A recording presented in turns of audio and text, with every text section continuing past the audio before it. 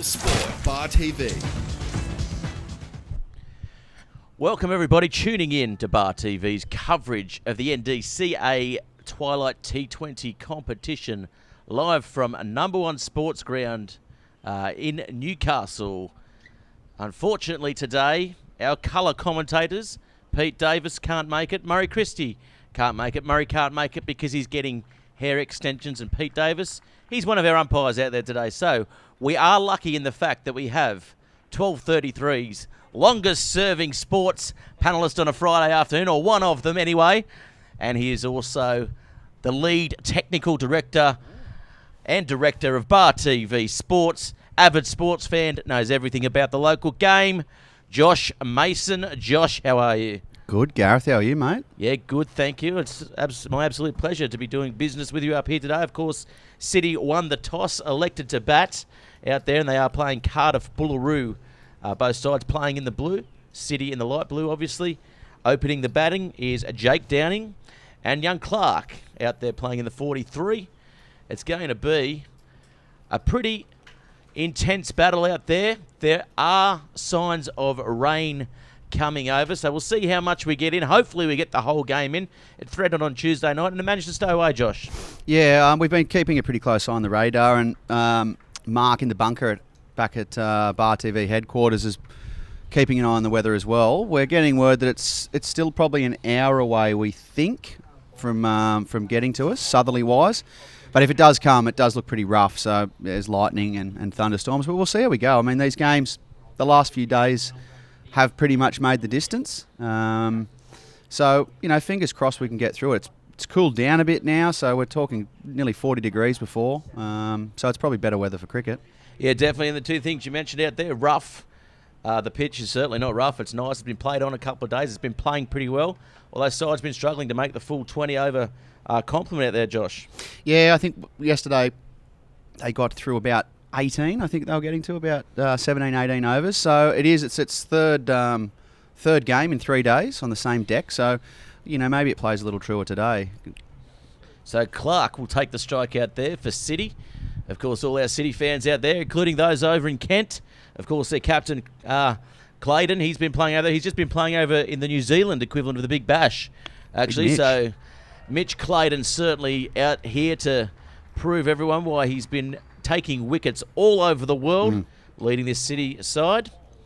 And, of course, McLaughlin, the captain for Cardiff Boolaroo, as the first ball's bowled, opting to start with spin here. It's an interesting concept, starting with spin out there.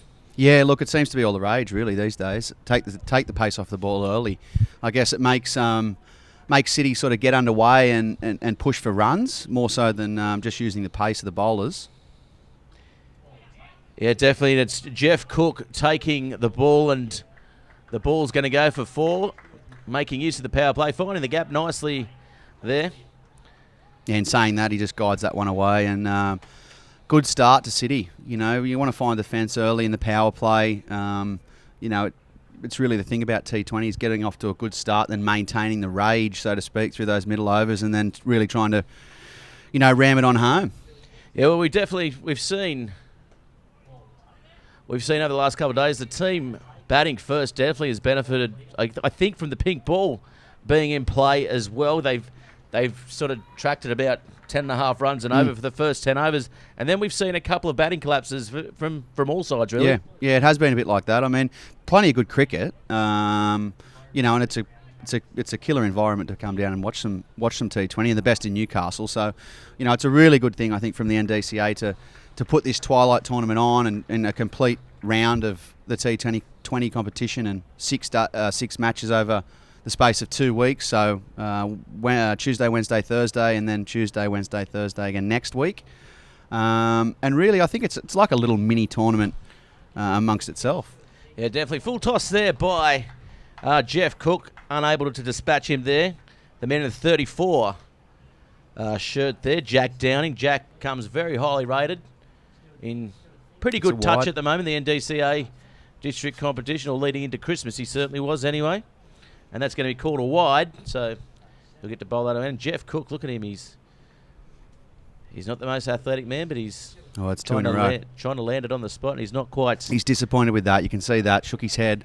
You don't want to give them any easy runs, and really, I guess, as tight as you can bowl, it's a pretty cliched thing, but, make them play. Well, I know if Murray Christie's listening in out there, they're playing with no third man at the moment, so there's plenty of singles to be had, as well as using the power play and trying to hit over the top to the offside. Onside is stacked. And he's found the gap there. The outfield seems to be running a little bit quicker than it has the last few days, and that's a 4 to the close boundary. You're right, it is running a bit quicker. I guess it had its haircut on Tuesday, just when we showed up for the first match. We'd had those 3 days of pretty torrential rain, and they took the top off it. It played a little slow. It was probably still a touch damp. The last 3 days, it's been baking hot. It's probably done good things for the deck, and it's definitely sped up that outfield. Yeah, definitely shaking and baking, and now we've got McLaughlin coming in, the captain, to take the ball. And that's the start you want. 10 off the first.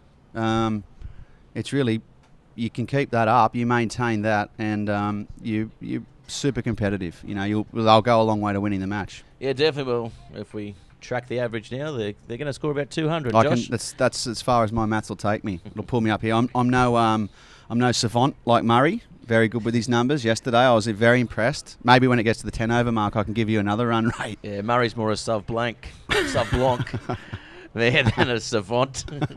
Let's be fair. And of course, our boundary rider today, Ben Homer. He's got a bit of kayaking? Or rowing. Water-related. Rowing. He's part of the Newcastle Rowing Club. So I think they've got a regatta on or something this afternoon or tomorrow. So he's loading the trailer, I've been told. Mm-hmm. So he might come and tag me out and see how his tones go on the mic. Yeah, well, he definitely has proven to be a very good analyst on the boundary for us. Young Ben Homer, of course. Getting the hard-hitting interviews. Getting all the hard-hitting interviews and almost getting hard-hit himself with some of these batsmen getting out for cheap wickets. It's not the easiest job, is it? Probably the hardest job in the world, apart from, obviously, being on production and working the camera. Or commentating. Working the camera like our wonderful Bar TV production crew. And here he comes. Yeah, that's a nice ball. Just manages to get a bit of an inside edge on that one. And it might have nipped away a little bit off the deck, I think, there. Just caught him touch unaware, picked up the inside edge. Again, on this power play, you're unlucky not to score runs off stuff like that, really. You can beat most of the infield and push hard for the single. Back in your T20 days, Josh, were you someone that hit over the top early on or pushed around for singles? And we'll see if the tweets come in. I wouldn't like to talk about my illustrious cricketing career. I was a former City guy, so, these are my boys. Back when they had 5th grade, the one-day guys from the get-go we were. Never played two-day cricket. Invented T20 cricket. Only lasted 20 overs too. We did. Mind you. Yeah, it was a bit unfortunate for our side because it was 40 over cricket, but we were lucky to make 40. It was probably quite often we finished the innings around the 20 over mark. So we've just had the team sheets run up to us. It's actually Willett with the ball in hand. I didn't think it was McLaughlin, but the numbers are now with us. And Willett's looking really, really, really sharp early on. Hitting the deck hard. And they just seem to be finding the fielders here, this City side. Yeah, picking them out at this stage.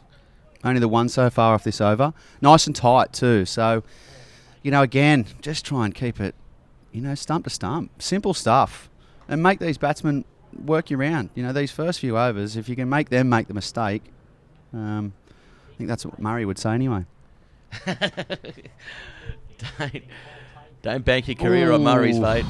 And that was very close. Good running, though. Again, that's what the City side want to do. Put a bit of pressure on the fielders. He's had to go in and try and grab that off his own bowling and heave it down to the keeper.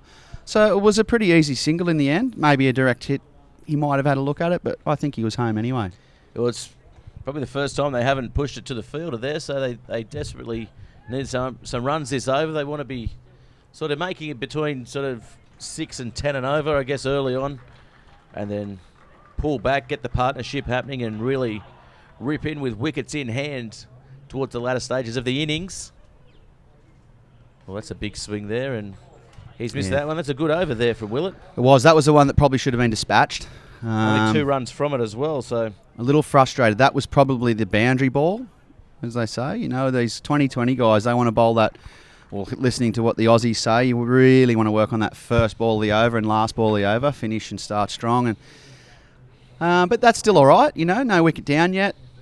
It's like delivering a good speech, isn't it? You open strong and you finish strong and everyone remembers you. So. Yep, save the gag for the end. That's right. So we've got another change in the bowling here. As we see, Clark just moving that sight screen across, sorry.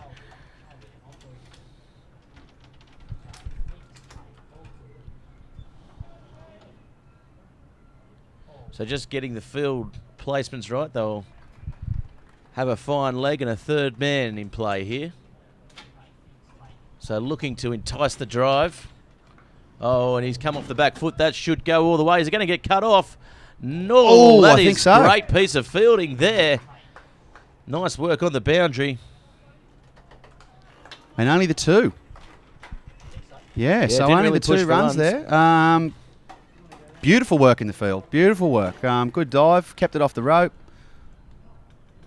So this is McLaughlin with the ball in the hand here, the captain. So a change up straight away. Just 1 over for the spinner. Yeah, just bringing himself on. Went for 10, so... That had a bit of pace by it. Good decision there. Definitely was zipping.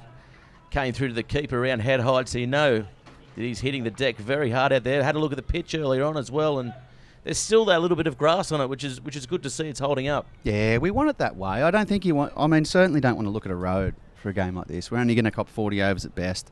So make it move around a bit.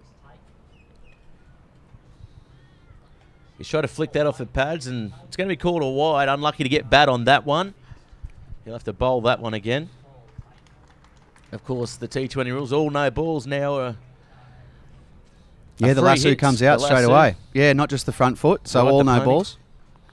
Ride the pony, of course, Pete Davis, one of our expert commentators for Bar TV out there. I can't wait to see him ride the lasso. He'll swing it big.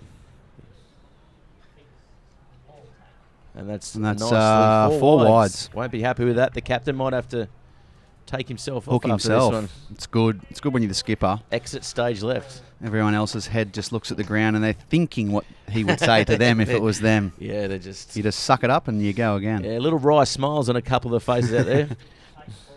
Jeff Cook especially, I can see him from here. He's thinking to himself, how dare you take me off and order that up. And here he goes again. That's a better ball. They'll whip it away for a little single. That cramped him up a little better. Just a bit more at the body. That was more the line.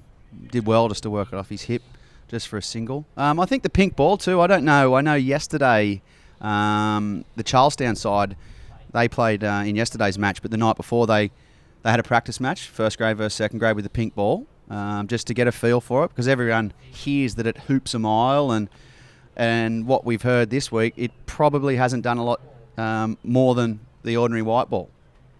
Yeah, that's right. The poor old ordinary white ball is left in the kit bag. That's another good ball. And again, zipping through. Yeah, it's interesting to say, and the humidity out there as well. So you stand out in the middle there, and you're just dripping and caked in sweat. So yeah, that doesn't really help with the grip and all that as well. Yeah, it's the type of conditions really the bowlers should be licking their lips. You know, overcast, humid, maybe not charging in all day, but good for the swing. Well, especially someone like the captain out here with McLaughlin. He's got small hands as well. Can't get the full grip on the ball. I know his pain. Hobbit hands, I think they call him out there. We can shake hands later. I'll shake his hand. We might not even be able to work it out. It might not even happen. How we can't grab each other's hand properly. So score number 22. Oh, he's swung the bat at that. I heard a noise, but the wicket keeper there, he went up as well. Yeah, no joint appeal. Slip left him standing. Bowler didn't say much. Yeah, Johnny Di Bartolo is the man behind the stumps here today. Usually that wide delivery, it will bring about a shout regardless, just to try and put a bit of pressure on the ump. Yeah, you've got to go up as one though, don't you? And You do. push straight to the fielder there at mid-on it was. So that'll be over, and that's another fairly tight over. 10 runs off it though, but the wides didn't help the cause. Other than that, No, there was a few there. I think 3. Oh, well, there was the one that went to the fence. So, that's a tough one when your keeper doesn't clean up the scraps. But it's not really his job to be diving down that side and grabbing wides. Well, he's definitely one of the more agile keepers in the competition too, isn't he? Covers a lot of ground. Di Bartolo.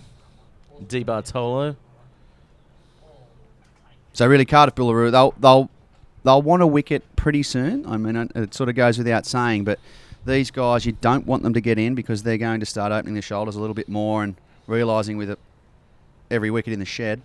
So here's Willett again. That's a good full ball. He's got a bit of bat on that, I think, has he? No? I think so. I think it looked like, that's off the bat. It's 4 runs. I think it may have hit the ground before it came to the keeper, though, if we can... Might have been squeezed out, was it? Bumped out. Bar TV producer. I don't know. I think it was a chance. Genuine chance. Yeah, That's a drop I think he went close too. He moved a long way. We'll count that as a dived to his drop. right. O's around. That's T20 rules as well. If you drop a catch or fail with the attempt. Straight to the fielder there again at mid-on. Yeah, nice shot though, out of the middle. It'll feel good.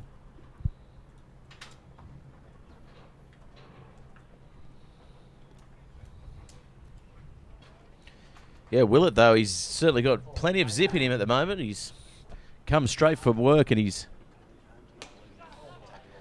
gone over the top that time, and that is a pretty good-looking shot there from Jack Downing.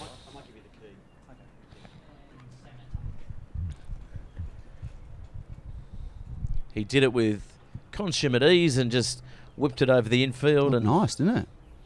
sounded nice off the bat and looked even better. So I think this is the replay here of. We'll see if this was a chance. Oh yeah, definitely. Yeah, definite. Yeah, 100% definitely. genuine chance. And It was a big edge. It Gone- was a big edge. gone begging. Gone begging for my liking. Straight down first slip's throat. Oh, he's gone for that one, but again, straight to mid-on. He just can't find the gap through there. He's looking for it. Disappointed he would be too. They've just only just moved first slip. Over before this, they had one, so would have been a pretty regulation catch. You can't have a fielder everywhere, can you? Doesn't work like that. That sure doesn't. So they've dropped now. The fine leg's gone back again. Again, Willett. He's gone straight back down that's the a good ground, and shot. that is a nice-looking shot all That's the way to the beautiful. boundary for 4. That is absolutely beautiful. Straight out of the middle, straight back down the pitch. That's something that you just can't coach kids, isn't it? That's talent, Josh. Yeah, it's talent all right, and it certainly doesn't make the bowler feel very good. So this is the comeback ball. We'll see where he puts this one. I'd say it's probably straight at the throat. Have a look at that Yeah. technique. The balance is there, and Actually, he almost got down to field that too. he's found the gap again. This could race This might be away. 4 more. Couple of fielders in hot pursuit. They get there. A young Bailey McGill, of course, he was the one that caught that absolute screamer in the outfield last year. What a cracker. What a cracker of a Went catch all that was. around the world, courtely of Bar TV. Yeah, it sure viral. did. It sure did. So that was the old. If you didn't see it, we might post it again during the week. But it was that was Big Bash style catch. Jumping from the infield, and as he was heading out over the boundary rope, threw it in the air, walked back in, and took the catch. So what you see the pros do, Bailey McGill can do it as well. Bigger than Big Bash, it was worldwide. Yeah, it was insane. It was an unbelievable catch. That was Very Champions athletic. League. Mm. That was Champions Oh. League stuff. IPL, ICL, BBL, WBBL. How many acronyms can we throw at T20 cricket? There we go. NBA. There's another one. NBA. It would have been an NFL. alley-oop in the NBA. So here he comes now.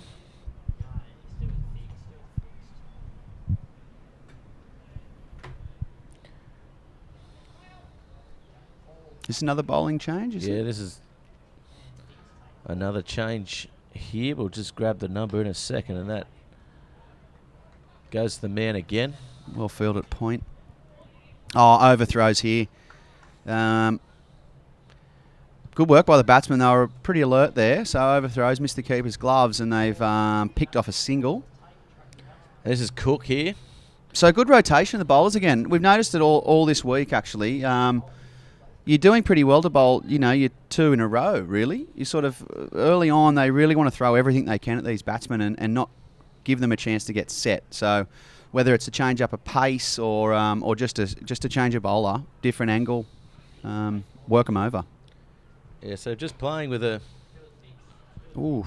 third man, that was close, wasn't it? Lucky kept his bat ground. He wasn't backing up too far. He wasn't, was he? He wasn't keen on running. They're looking just to save their legs and hit the boundaries here at the moment, and they're not doing too well at the moment. It's hit his hand back onto the stump, so if he was out of his ground, he's gone. What we saw one the other night came off a bat, off a face, back onto the Back on a stumps. hand and stumps. Unbelievable. I think it touched a worm. Would have had to have. He's whipped that. He's found the man, though, deep square Gonna take leg. one on and the they're arm going to go here. here. It's going to be close. And no, he does it with ease. So big Saunters boundary it. out there. We're obviously playing on the pitch on the furthest to the west. So The number 2 side. the number 2 side, that's right, for all those local Novocastrians that know the setup here. So a big boundary, definitely 2 all day out there, anywhere you go, possibly 3. And again, he's whipped that off. And That's they all the won't way. have to run on this one, Josh, because it's going to go 4 all the way. So again, just bowling probably a little bit too much on his legs there, allowing him to just take a little half shuffle and work it off his hip. Use the pace and all the way to the boundary. The hot shoe shuffle, and we see McGill there. He's the man chasing the young Whippet. Forced to field out wide and chase all these balls down a deep square leg. The only man in the deep on that side, and of course, the third man here as well. Willett, the bowler, he's having a rest. He's bowling quite well. And Cook, he's lacking that little bit of pace that I guess Willett's been bowling with and hitting the deck there. So this is a good over here. Really good over for City. Well, if they could get back up to that, 50 runs here at the end of this over, this will be a brilliant over because it gets them back to about 10 runs and over. Yeah, no loss. I said it before. It's really important for both sides, batting and bowling, to start well. You want to get on them early and don't allow confidence to come into it. Oh, he hasn't found the gap there. He's found the fielder and He might have got away with that one, I think. could have probably pushed for a single there, but content not to. Just Still a content good to get over. this partnership building, which is good. We haven't really seen it in this Twilight T20 competition so far. Of course, if you want to get in the game, at Bar TV Sports on Twitter, Facebook, Bar TV Sports, and of course subscribe to the YouTube channel, which again is Bar TV Sports. This T20 Twilight competition brought to you by the Commonwealth Bank as well. Yeah, great sponsors of cricket, especially sort of grassroots cricket. It's good to see the big corporations backing, local cricket.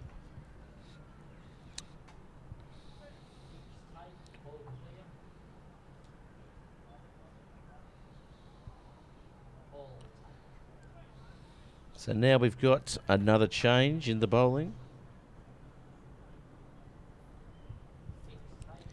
Snedden it is coming in. That might. That's got to be a wide, is it? No. Umpire Cook Ooh, lucky. keeps his arms down. Definitely going down leg side though. Yeah, it was. Yeah, you wanted to put it away. I think he's felt like it would have been called wide. The young bloke Impressive another start chance. though by this City side. And Ooh, again, that he's one's going to going to be call called. that one. That's a wide, so he's going to have to adjust his line end length. I think the ball's just shaping deviating, away a is bit it? there, Shaping yeah. away. So I think that's Pete Davis this end. So he's given that one a wide. I think he probably, you bowl one that's close and then you go there again the next ball. They're always going to fire it. Arms out. Oh, he's got that big edge on this. It's going to be close here, but poor throw really to the stumps. Quick, he was onto it though. Clark gets away with that. Not the So best 3 looking off the shot. over again already. 2 wides and the 1 wide and a single. So only the 2 off the over. But churning that strike over. That's the thing as well. Big thing in T20. Same as you want the bowlers. They're mixing that up constantly and changing the bowlers. You want to change hands as much as you can. turn that strike over. Well, if they're at about 60 by the end of this power play, it's going to be probably looking at a total of between 145 to 160, and that's a good shot there, and that's going to go to the boundary. One bounce into the fence, and that's what you need. One boundary and over. As we see, the pink ball there lighting up the grass. Look at that. Wow. It's bright, isn't it? Certainly is. But it is easy to pick up. I've noticed this week, we're starved of really this pink ball's a new thing. We don't get to see it very much. We certainly don't get to see it at a sort of a district cricket level, and it's a great innovation, really. I think it's fantastic. Really easy to see. Twilight. Yeah, definitely. Paul Marjorie Banks needs a good pat on the back, and that one comes all the way down. He sure does. And I've got my quota there and got my match fee there as he walks past us.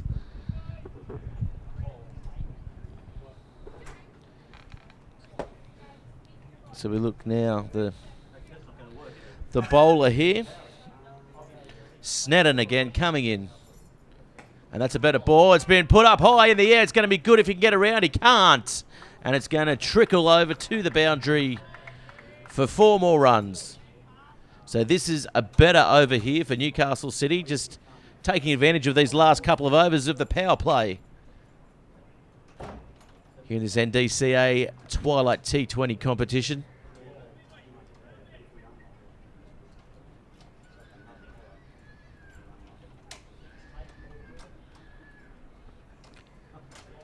And he's whipped that straight to the fielder for no run.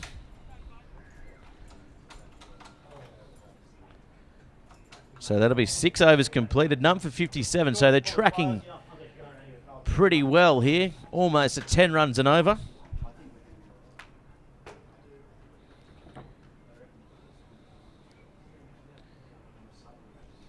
And it's none for 57, and Clark and Downing there building a really good partnership here. Of course, if you want to get involved in the coverage, don't hesitate to tweet us in at Bar TV Sports.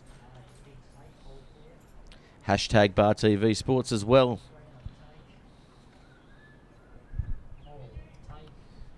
As now the brand new side screen's getting shifted. They're getting a lot of work out the last few days. They haven't really been worked out that much, so it's good. It's a good thing. Of course, the lights won't be coming on here today, and the Newcastle City Council have put an embargo on them, so to speak. The mocker. The council mocker. So if you are listening in Nuatali Nelms, let us put the lights on because it's going to get quite dark if this rain does eventuate. Yeah, I'm hearing that the southerly change is supposed to still hasn't hit Sydney, and the thunderstorms that are coming our way are coming from the west. So, look, I think at this stage we might be all right. The problem is we don't have any vision from the south, so if it does sort of creep up on us, we won't be seeing it coming. Oh, he's had a stab at that. He's not as confident there, is he, on the offside? He's had a few little slashes there, and it's beat the bat on numerous occasions there for Clark. Replays the shot too. Wanted to get that away. They're dropping a man back on the fence out there now. How many times did you used to replay your shots? Oh, just I still do. Constantly. I still replay them. I still replay that one shot. With your kid's bat. Just don't let him have a bat, do you? As the ball. Ooh. Yeah, there's a run in that, but they choose not to take it. So they're playing quite cautiously out here in the middle. We've seen some daring and dashing running between the wickets out there in the first couple of matches on Tuesday or Wednesday, but they're just holding back a bit, and they've cost themselves probably, I'm guessing, close to 10 runs. Yeah, possibly, and they definitely did the last few days. It was noticeable that, turning those singles into twos and twos to threes and just not pushing. They've got all the wickets in the shed, so if you're going to push, it's now. That's been called a wide. So just, sliding down that leg side again. There's been a few wides. Yeah, I don't think Cardiff or Boolaroo will be too happy about that at this stage. They've 6 wide so far in the match. Okay, that's 6 too many, isn't it?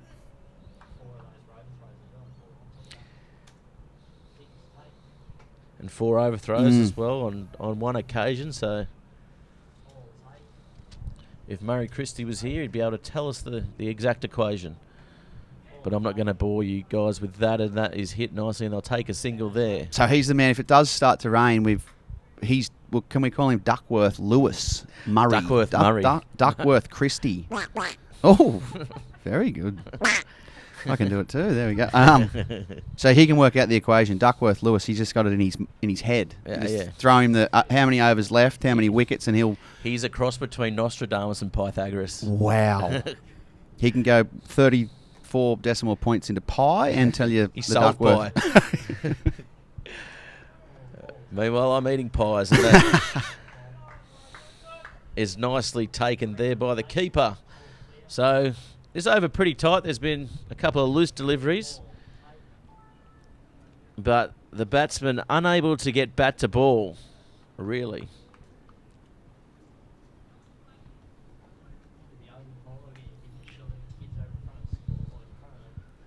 Did anyone win the big lotto today, Gareth? Do you know? Did anyone win the billion? I'd say the US government's the winner on that one, mate. Ooh, win-win for them. Here we go. Plenty of media frenzy. That's nicely picked up on the boundary. They'll get a couple there. So, of course, if you just want to get involved in the game here at Number One Sports Ground, it is free entry. So the game's next week on Tuesday, Wednesday and Thursday. We'll have the full schedule to you later in the match. But the games start from 5 o'clock, and it's been a lovely afternoon of cricket here over the last couple of days. Of course, there's the canteens open as well. There's plenty of cars, and the crowd has grown each day on end. They had a junior match here beforehand, so that's got a few people through the gate. In saying that, we can see on the screen there, one car leaving, one coming in. It's one in, one out at the moment. It's like King Street Hotel. Yeah, you know, that's right. Shut in, the lock Lunovich, in, or whatever it is. The Lunovich boys on the door just shaking one their in, head. one out. Of course, unless you know them, isn't it? That works a bit differently then. Yeah, it's all right if you slip a 20 in the handshake and that'll get you free entry. Oh, was it free? Not really. Just get you. I wouldn't know anymore. It's been too long. Too tame. You're a nightclubber. Timid. You never lose your nightclubbing ability, Josh. Yeah. Speaking of that, speaking of nightclubbing, last year the guys from Kent playing for the City side, they're listening in overseas at Kent. So if you are listening in, don't hesitate to tweet us your thoughts on this match. And the City side off to a really good start, so they'll be happy with that one there. Great start. And that one's going to be wide as well.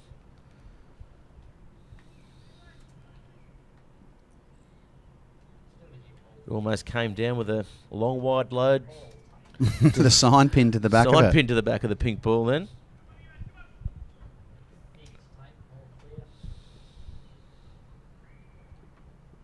And that's the other side. Yeah, so overcorrection. Extras here really costing this Cardiff Boolaroo side.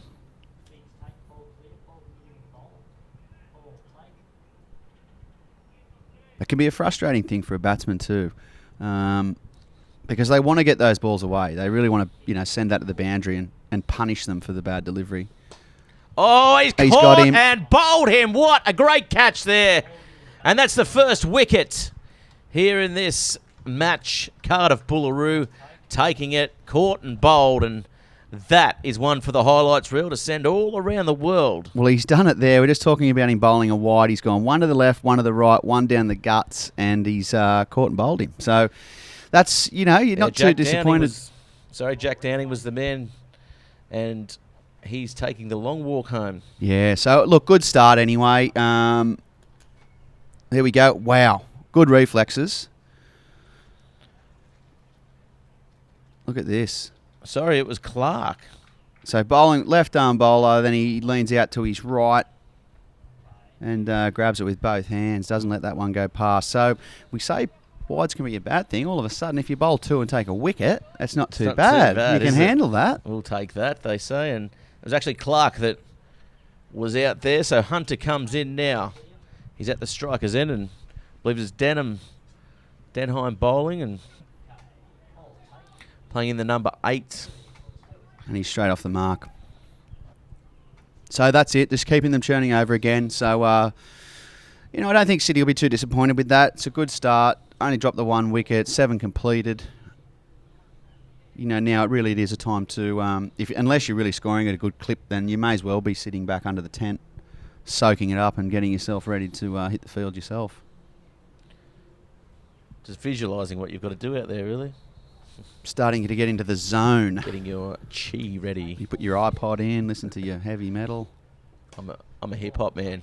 Straight to the fielder again, and that the hip is hop a man. wicket. So he's hold wicket there. out. Yeah, he's held out.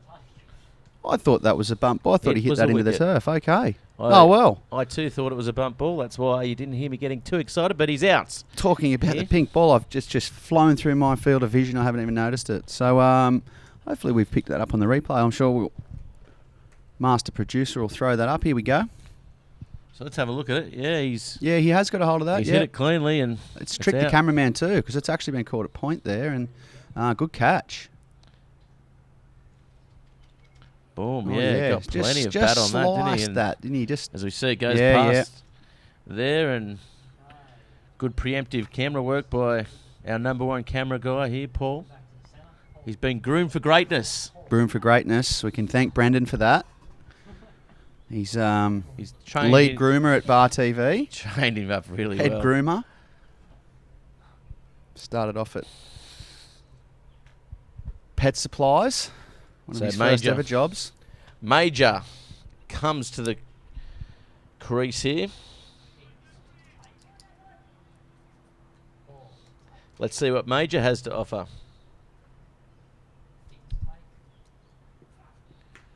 Hunter at the non-strikers then, and that's a nice looking shot. That's going to go all the way for 4. So 2 wickets, hasn't slowed them down yet. If anything, it's sped them up. That's the first 4 we've seen in a while. So 2 for 69. I tell you what, it really is still quite humid, isn't it? It's really still now.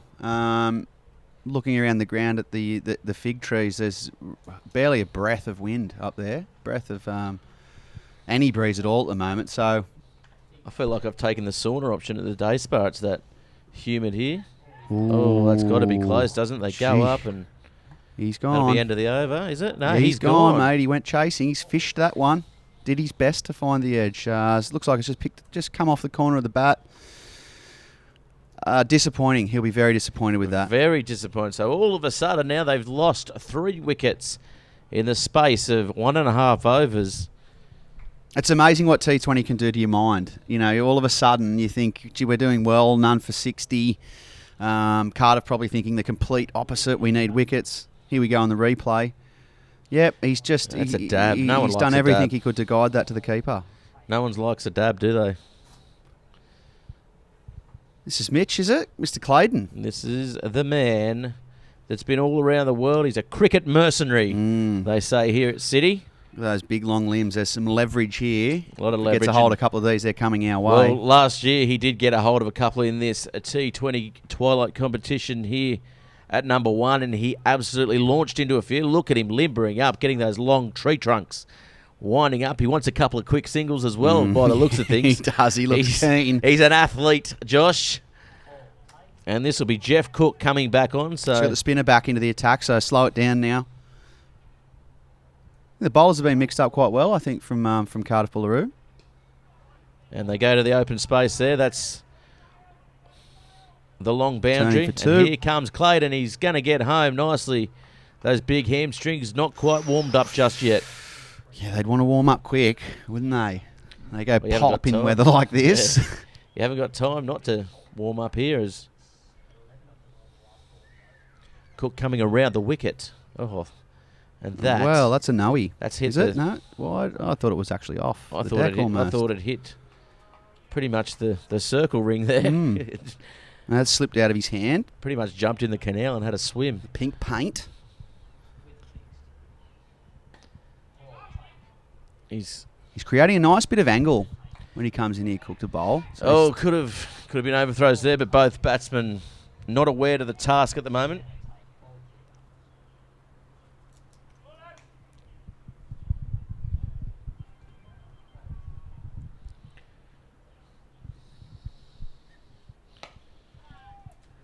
And that is going. Yeah, nicely cut off there by McGill, showing why he's the whippet of the side. Good arm too.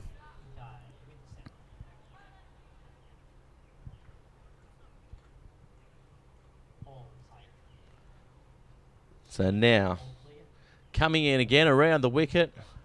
It's a straighter delivery, and they found a bit of space, but they only get the one. They're really not pushing the runs here. I'd like to see them put a bit of pressure on the field.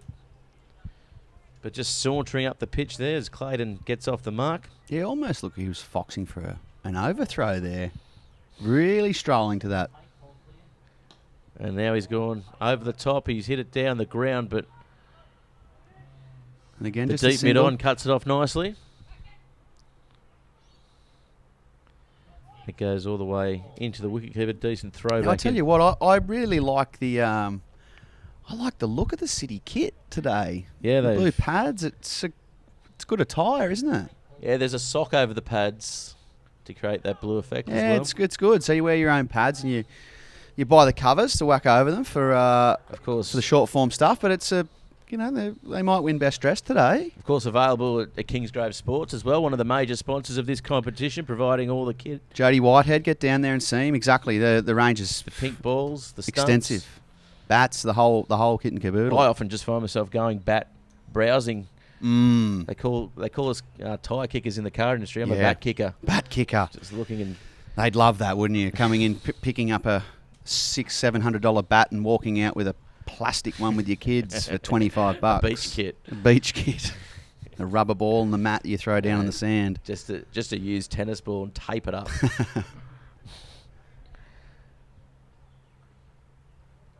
So here he comes again. He caused a bit of havoc. I believe it's Durheim here. The only player we haven't got with a number, so he gets attributed number 8 on our team rosters here. Shifting a few guys back. And it's gone up in the air. It's going to be close. It's foxed him there. He took a step in and didn't really know where it was as it was high up in the sky. Got away with that. Sort of, definitely got through his shot a little early there.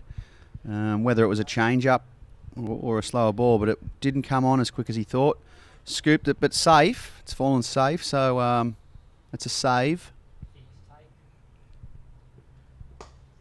That's a better shot there, straight down the ground, and it's going to go for 4.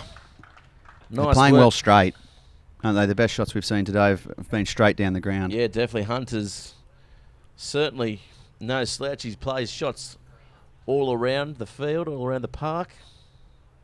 Hard to get out when you're hitting the ball like that. Well coached, well drilled. So they've got the 4 men out. Can have 5. And they're all in front of the batter. So just looking to stop these 2s here, and they'll do that again. And there's McGill again. And yeah, he's doing some, I can't wait to see him bat, actually, just to see the improvement in him. They tell me he's in some good touch in the nets coming off Christmas. Yeah, right. That will be good to see. I mean, they're doing their best to tire him out, though. He's done some Ks already out there. But young whippersnappers, they can handle it, can't they? He'll run all day and all night. That's another single there. So this is good rotating of the strike, and they're 3 for 82. Nice and coming up relaxed there to the from 10th Clayton. over, and it's I mean, tracking at about 9 and over, coming to the halfway point. Yeah, and they're cruising really. They feel like they're cruising. Few wickets in hand as well. Oh, full toss, and should have probably dispatched that, but it'll be cut off there.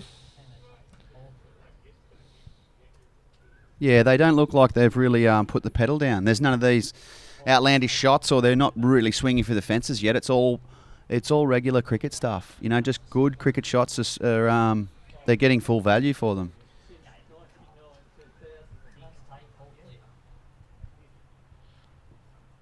Oh, this is a big shot, Josh, and that's going to clear the fence. And that's the first 6 of the day here at number 1 Sports Ground. Oh. And it wasn't just a 6, it was a big one. It was an absolute monster. So he's cleared the rope, cleared the fence. 1 bounce into the stands. The young blokes grabbed that. Didn't catch it on the full. I would have liked to have seen him full dive over the off the edge. Put his body on the line a little bit. That's disappointing, really. We've seen it happen in the Big Bash. As we look here to the replay, let's see. The big man, we told you at the start of the coverage, you could swing the bat and the axe was swung. Yeah, he's just hoisted that, hasn't he? Well, Plenty of leverage, like we said. Just He's so just got much himself leverage. first prize at the wood chopping competition at the Easter show on that shot.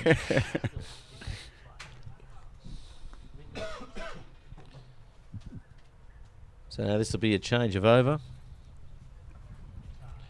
It'll be Cook retaining the ball as the sight screen gets moved along. So I'm not sure today, when those wickets, the first 3 wickets fell, did any of them happen to be on the last ball of the over? One of them was. It was uncanny yesterday. 7 or 8 wickets, all on the last ball of the over. Yeah, that's right. Makes it a tough job for the producer trying to change the overs, the runs, drop the wicket in, run a replay. But it just seems to happen that way. Well, lucky we employ the best here at Bar TV, of course. Oh, he's got bat on that, and it may race all the way to the boundary. It's just going to hold up. And that is Plenty of bat there, yep. a little bit of bat on that. Umpire says yes. Heard the noise.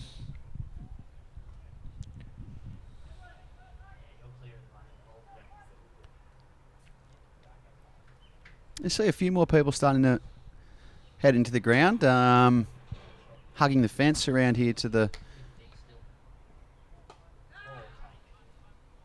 out to this western side's where most of the fans are sitting. You can see a few of them there. Don't mind a fence hugger, the anti-hippie. They call fence huggers. The hippies are the tree huggers, aren't they? And if you Happy chop for it it to down, be- you build a fence. And If you build a beautiful fence like this, I'm all for it. anti-hippies, you are. There's a couple of guys up on the eastern side in the back of the van. The shade out. A couple of nice camp chairs. And a guy down further down looks like he's working on his tan. Well, I not hope he slips, slop, slap, as we are an avid believer. Sun cream saves, and Ooh, this that's could be hit out. down the ground, and he's come around, and that is an Oh. absolute screamer! Wow. What a catch out of the deep. Whoa! Oh, you won't see much better than that. They provided the catch of the year last year, Cardiff Boolaroo, and they've done it again here at Number 1 Sports Ground. Best one we've seen so far. Best one this week. I tell you what, they will go a long way to try and beat that one for the best catch. Here we see it coming up now. He'll be unhappy here, Hunter. He didn't get everything on it. Coming in. Oh, gee, Good full catch stretch. there. And we look at it again. And it's coming down. Oh, And he has plucked that from nowhere. he is dead set. Grab Inches that. off the ground. You're dead set. You're And spot Durham on. it was. What a great catch there. What a catch. Now, anyone that's ever tried to catch something like that in the outfield, you know when you take off, your eyes start bumping up and down, trying to lock onto a ball that he's probably never caught like that before, a pink one for starters. Full dive, both hands, and you're doing well to hold onto it. Then your elbows are going to hit the deck, and it pops out a lot of the time. You know, those catches go to Bit of ground. grass burn as well. I wouldn't take the... Oh, and look at that. That one's all the way. That is all the way. I'm picking it's a 6. One No, bounce, he's no. said one bounce there. So Clayton, again, showing why he is one of the premier players in his NDCA T20 competition. It's stand and deliver, isn't it? He just stood there and just Well, it didn't even look dispatched like that. running. I don't know why he warmed up those hamstrings earlier on, because certainly doesn't need to use them if he's going to play like Oh, this. there's no need. See if he goes again here. So let's see what he can do. They've shifted around the deep square a little He bit. tried to. Yeah, that was going the same spot. He wanted to get that half step down. It was a good ball in the end. You know what I like about it too? He's not afraid of the long boundary. Yeah, he doesn't. I don't think it's long to him. Yeah, it's I don't think there is a long boundary for Mitch Clayton. half the size of his backyard. Yeah. 6 and out. He only ever got to bat once when he was younger, because he just kept getting 6 and out. Yeah. Like why he had Murray to- yesterday, he said his brother scored 800 runs against him one day in the backyard. Made him cry. He cried. Cried after 600. Yeah, that's right. Clayton's the only kid that ever cried because he hit too many sixes. Only ever faced one ball in the backyard every day. Just throwing the bat at everything. So good over for City, even with the loss of wicket. 11 completed, 99. They're about to tick up 100 pretty soon next over. There's some of the crowd, so Yeah, nice, enjoying a isn't couple of mid-strength refreshments. it? Loving it out There's there. Hookie down there, Greg Hook, City legend. Yeah, he was having a chat to him before. He was impressed at how this side would go here today. He's very confident in the young side that he's Yeah, sitting. okay. Well, he's seen a lot of cricket over his years. It's a good opinion if he thinks that. It's pretty valid. Just adjusting the helmet there, Clayton. And this has gone up in the air. This could be close. And yes, he has got him. Well done. Good catch on the boundary in the deep there. Cook takes it right in front of us, and Clayton just didn't swing the bat hard enough there. I think he knew that one was sort of just skied. So almost completely different catches too. You know, the last catch you're moving flat out from the get-go. They're the ones outfielders they don't like. A lot of time to think about this one. A lot of time. Didn't have to move too far. Here we see it on the replay. You just got under that too much. Up in the air. He did well. He got around to it. He could have. I like it too. Old school. Sort of just took it chest tight, not the overhead catch, not staring in his face and hands above his head, but just let it straight into the breadbasket. They're good catches to take. I've shelled many a catch like that and been ridiculed by my side. If he was serious about it, though, he would have dived one-hander and made it look a bit better than that. Popped it up and grabbed it again. So it's 5 for 99 here. 11 overs completed. Coming into the 12th over with the NDCA Twilight T20 comp. Cook taking a good catch on the boundary, and they're going to push through for a single, and they do that. That's the best piece of running we've seen for this City side today. So they've got to 100 after 11 overs completed. I think, 160 definitely is an achievable target. I'm thinking now probably around that 180 mark maybe. Yeah, I think they'd be looking for that. I mean, again, we see these are these middle overs. This is the part where the bowlers want to tie them down, and the batsmen know that. So they really want to try and keep going and keep that pressure up. You've got to try and forget the fact you've lost 5, bat the same way you would, and just keep churning it over. I was going to say I'm looking at the shoes on young Cook out here. Yes. Seems like a few people are grabbing these the new wheels. They're looking good, aren't they? Fluoro at the back. We've seen it just in case they have to go and ride their push bikes home. Causing you a bit of trouble here. Trying to work these away. Yeah, he's been definitely the pick of the bowlers so far. He's caused a couple of wickets. They're 5 down now, so they haven't got as many wickets in hand as they probably would have hoped coming into the second half of this innings. I reckon he's found a half a yard extra in pace too after the catch. Yeah, definitely. You got that adrenaline surge comes through. You come out here and go, all right, let's really give it to these guys. Yeah, the heart's pumping. Oh, down leg side. Yeah, wide called. Nice umpiring there by first wide in a little while, so they have tightened that up. Cardiff. Well, they've probably given away, I reckon, 15 or so runs in wides here today. Yeah, they have. And it was early on. They really got away to a bit of a flyer the first 2 to 3 overs. Oh, he's had a slash at that. That was an ugly-looking shot. So no run off this yet, just the wide. And he's slashed in anger there just to practice that. He's not happy.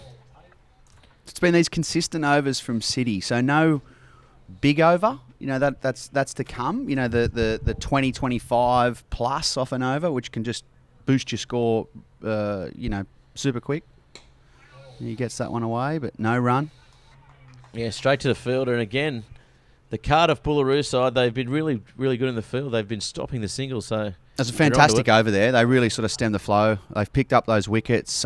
City look like they may have just gone a little bit into their shell now, and that momentum shifted. Now they're thinking about, do we maintain this run rate? Do we hang around? Have we got enough wickets in the shed if we start going now? If they lose another one, again, like any form of cricket, especially the short form stuff, you must bat your overs out. It's a sin to not get to 20. So they'll be thinking that, but at the same time, you've got to post a score. Yeah, definitely. And if they have a couple of good overs, a couple of lean overs here, they're looking at a score of 130, which is very chaseable. Yeah, it is. It is.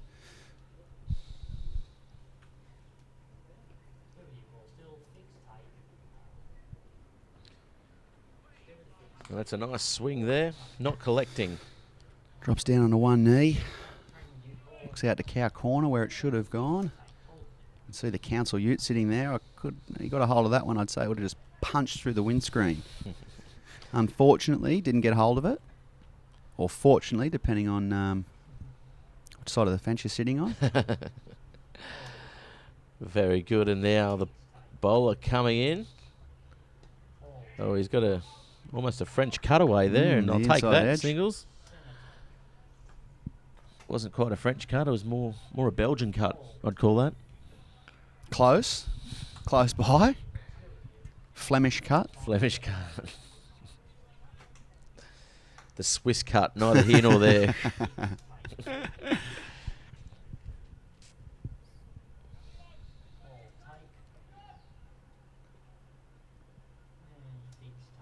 So here we come again.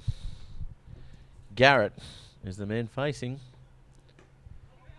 They're going to get a quick single there, and it's on at the bowler's end, but the throw going way over the head, and Garrett looks like he may have hurt his back. Did he wear that one run then? Or is that he's just pulled up? He's pulled up a bit. I think there's a lower back problem there. He didn't look comfortable going through for the single. No, he didn't at all. He's twisting around and having a reach there. His back. Yeah. Ooh, I wonder if he might have worn the throw. Did he wear the throw? That's not a stretch there either, by the way. That's just a lean. He needs to stretch the hammies. And is he out? Has he got He's bat got to that? him. Yes, he has. He's walked. He's walked. He's hit that, and that's a good take behind the stumps there again. So this could change things. I mean, we've got a batsman down the other end sort of clutching at his back. He doesn't look good. He's actually going to... He's sort of on his haunches here a little, stretching that out. Yeah, Garrett, it is. He's the man. He definitely is stretching it. I don't know. I think he might have worn the throw because there was nearly an overthrow, so he may have collected it in the back accidentally, of course. As we look gee, that's a good snare too. Yeah, one-handed to his right. He's grabbed that with one glove, full stretch. Bartolo, I mean, we said at the top of the innings, he doesn't look like the most agile of keepers, but... He covers some ground, doesn't he? That's a big movement. Here today. Haddon Gilly, they'd be all pretty proud of that one. Yeah, they'd be wondering, why they even got a start in the Australian sides if they're watching the Bar TV coverage. We've got young Ben Homer here too, so I'll probably take a little break shortly, and we'll get him on and have yourself a little Kit Kat, and we'll get our boundary rider who's going to join us up here today. It's a nice shot. Parents, a couple of kids in the car. He's had other duties. Well, he's pushed for that single, so... Oh, what was that up the far end? The commando roll. Like that. He thought they were coming that way. He thinks it's Tough Mudder out there. No one said it was going to the keeper. Tough Mudder. He's still rubbing that back. Yeah, so Fagan the man. We'll see how he moves here, actually. The 57. This will be interesting. He hasn't looked comfortable at all out there. He's been swinging, and he just looks like he's a little bit tense through his shot. So maybe that lower back problem has been detrimental to his batting ability out here today, and he's hit that one, got a thick edge on it. And is he going to push for two? He's coming back for two, so he might have warmed it up. Yeah, I think he's he's definitely whatever's bothering him. He's sucked it up. He's not going to let it change the run rate or worry about that. Couple of touch your toes, and he's all warmed up. You're ready to go. The 1980s warm up. Of course, he is one of the veterans of the side, Garrett. All right, so change the over. I'll leave you with it, Gareth, for a little bit. I'll put Ben Homer to work. 6 for 106 after 13. And we'll see how they go for the rest of the innings. I'll be back shortly, I guess. I want to have a chat later. Thanks very much for joining us, Josh Mason, everyone. Of course, 12:33's longest running Friday afternoon sports presenter. And changing in now, Ben Homer, one of the new faces of Bar TV. And, of course, he's interning at the moment at the same radio station. Ben Homer, good to have you here. Thanks, Gareth. Looks like we had a good game. Just as we said that run. Oh, there's a run out there, and he's put the finger up, and that is out. And he has been run out. We said before when Josh was here, he looked hampered running between the wickets. He's struggling to get up here. They help him up, but they're going to help him to the boundary because he's out.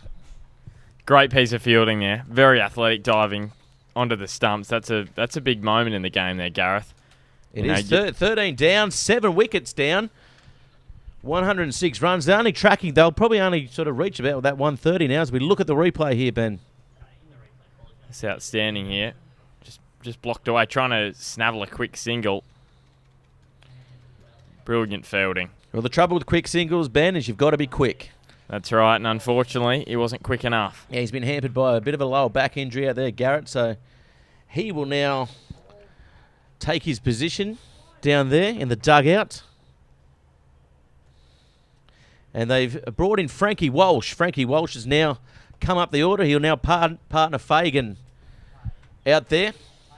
I'm thinking he's going to try and add a bit of stability here, Frankie Walsh.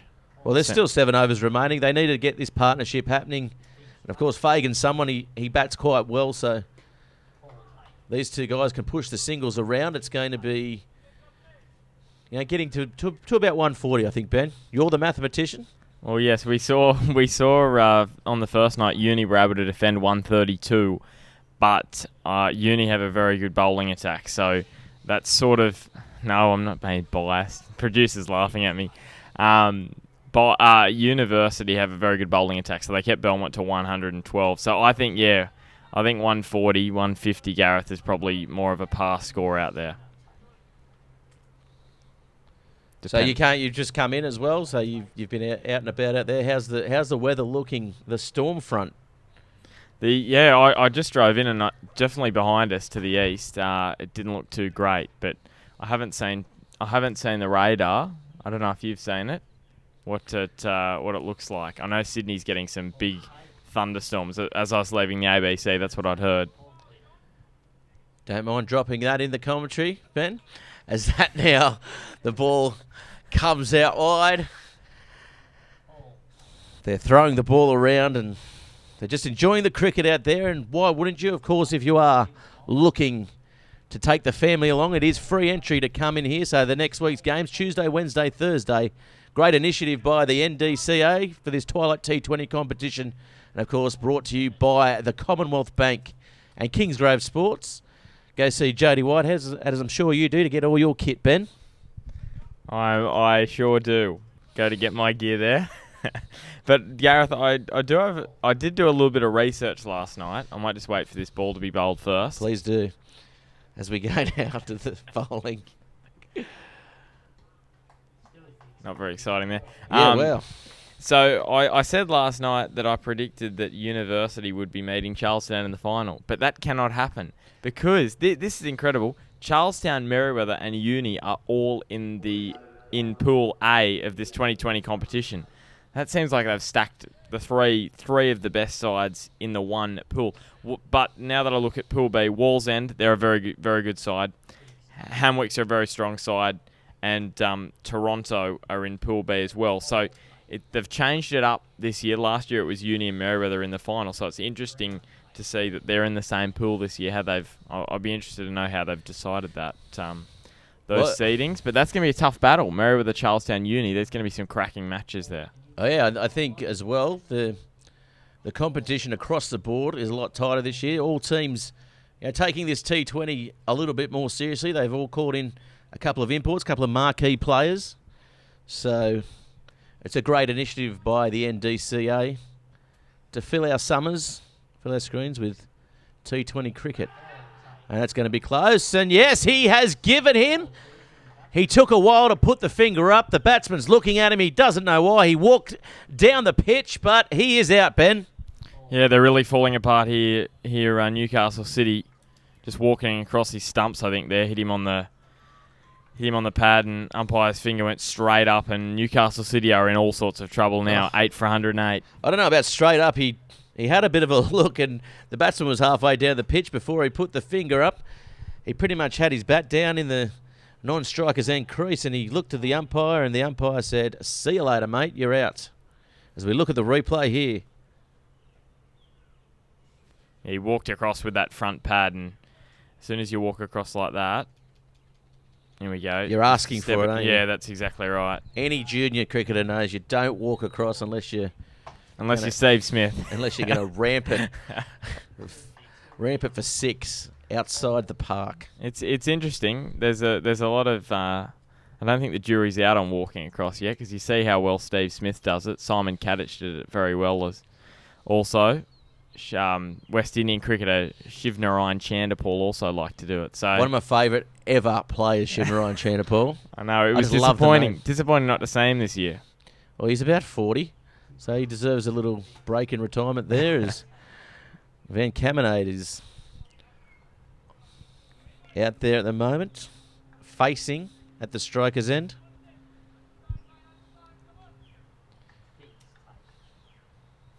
High score of 85 this year, so he can wield the bat.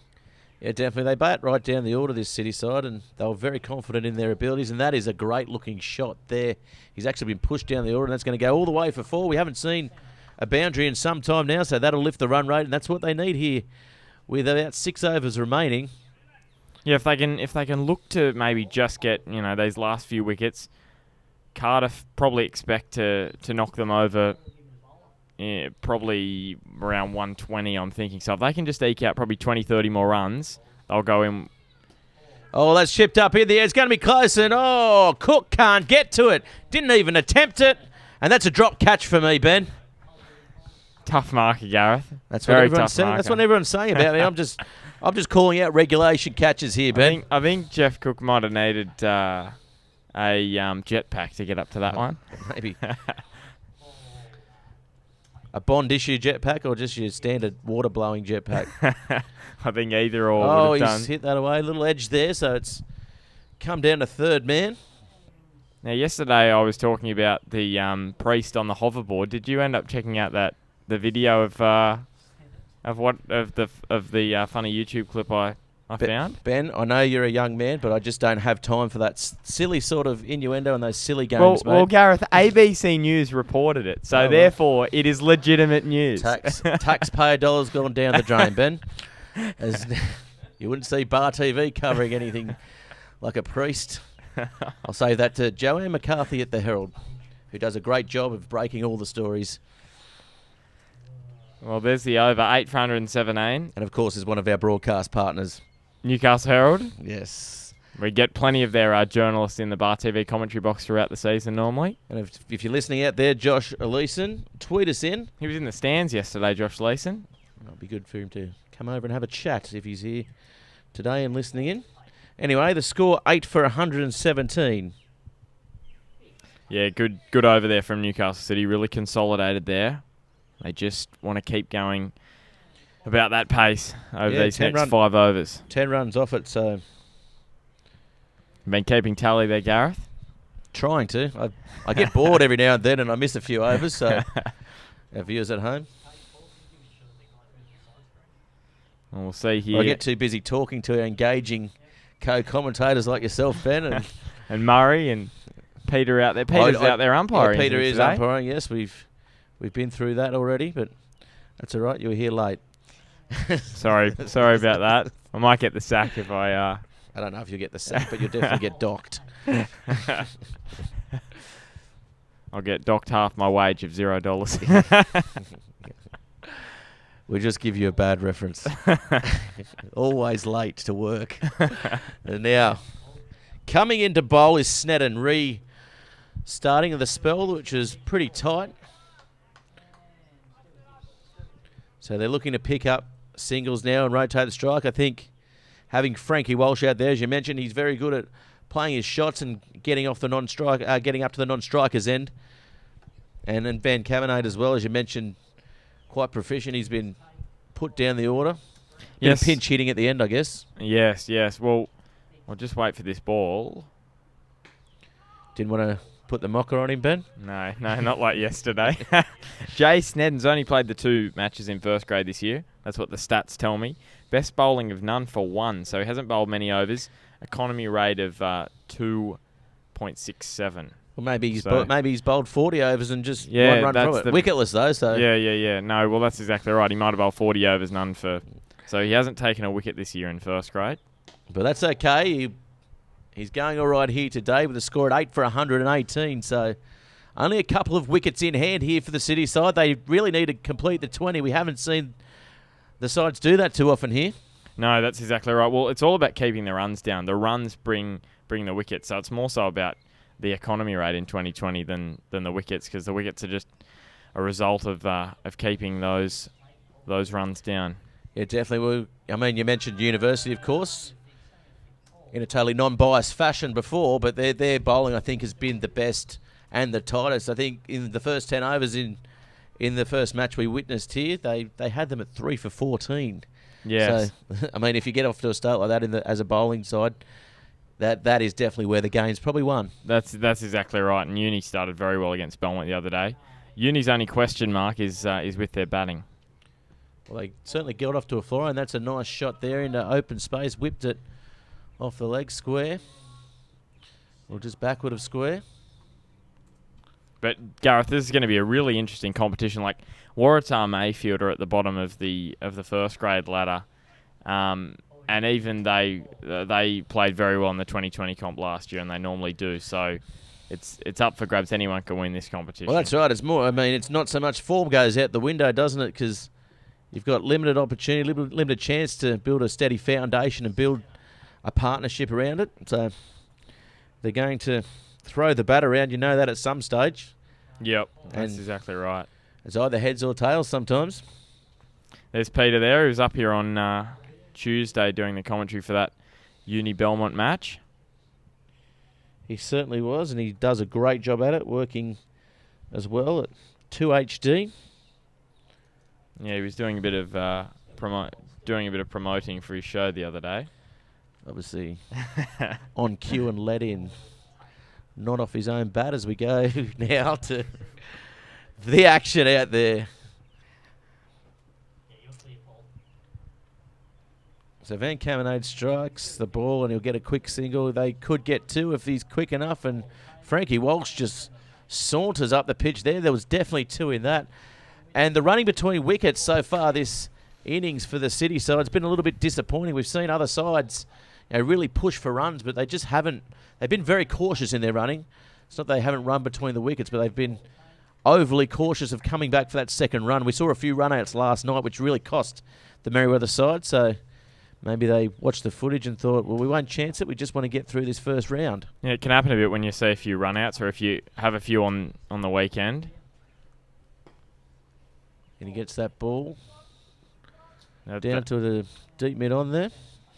I'm looking for the second there, but good fielding out there from Cardiff.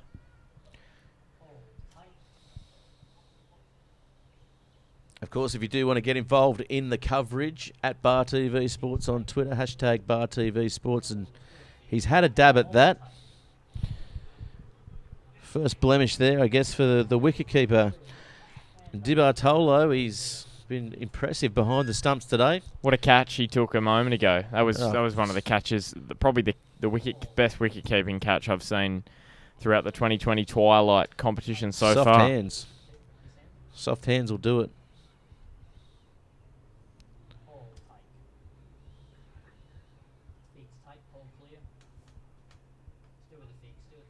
Good bowling there. Really nice bowling. Good line. He has got a bit of a David Boone body, though, doesn't he? The wicketkeeper there. Gets across to it, though, nicely. He's agile. He's very, very agile for his size. It's like a cougar in the field. I'm talking about the animal variety, and that's a chance for Thank you for clarifying that. another couple there, but they choose not to again. So just looking to build this partnership into the dying stages of this innings. Walsh and Van Caminade. Yeah, they've done really well the last few overs. What was it after 14, 107 runs on the board, and 3 overs later they've added 22 to that. So they've been going really nicely. 7 and overs, very good when you're 8 wickets down. Yeah, 129 is the score. So that 130 mark, that magical 130 mark, which is probably the mean here for this Twilight T20 competition. It's hard. Score that makes it a difficult run chase, I guess. Yeah, the pitch is sort of, people have said it's a good wicket, but the batting hasn't always shown that. Well, it's played variable. On Tuesday, it was a very good pitch. Probably not the best pitch to bat on. Yesterday, I thought, especially with that start that Charlestown had. Charlestown had a great start. It was a very good pitch to play off, but then Merewether came out, and I'm not too sure if it's I guess, the pink ball swinging around after dark, or when it gets to that dusk period, which they say it does. I think Charlestown really just put the pressure on Merriweather. As soon as Josh Geary got run out, that was really the turning point. Oh, he's had a big swing at that. He's wound up and he's found the deep mid on without a worry at all.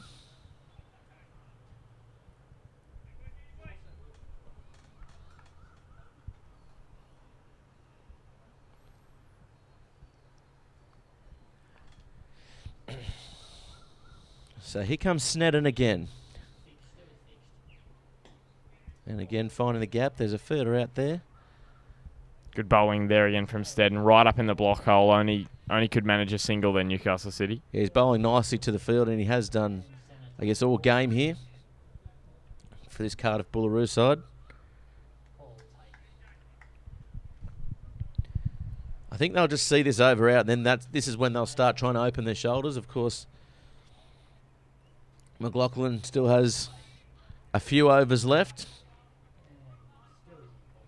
Yeah, the captain. Only the one run again off that ball from Steddon, so good over there, keeping the boundaries down. But Newcastle City will be happy with this after being in all sorts of trouble. 107, I think they were 8 down at that point. So yeah, they certainly come back. They had not a bad start. They were without wicket after about 50 runs, and then all of a sudden, a couple of wickets, and Cardiff Boolaroo straight back in this match. There's been a lot of collapses this week, actually, Gareth. Like really good opening partnerships. We saw Tim Crawford last night, outstanding for Charlestown, and then they fell away a little bit, but that fought back strong. And then Belmont fell away in a heap early, and so did Merriweather. And he's dabbed at that. That's not the best stroke out there. I think it shows it's a hard pitch when you first get out there, but if you can stay out there, get yourself in, it's a very nice batting pitch.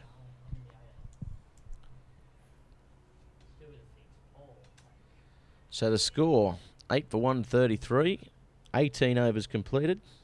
So only getting the 4 runs from that over. They really need to lift the run rate now coming into the dying overs to make it just out of the reach here for the Cardiff Boolaroo batsman. Of course, age is on the Cardiff Boolaroo side. It's a side full of veterans, of course, apart from young McGill.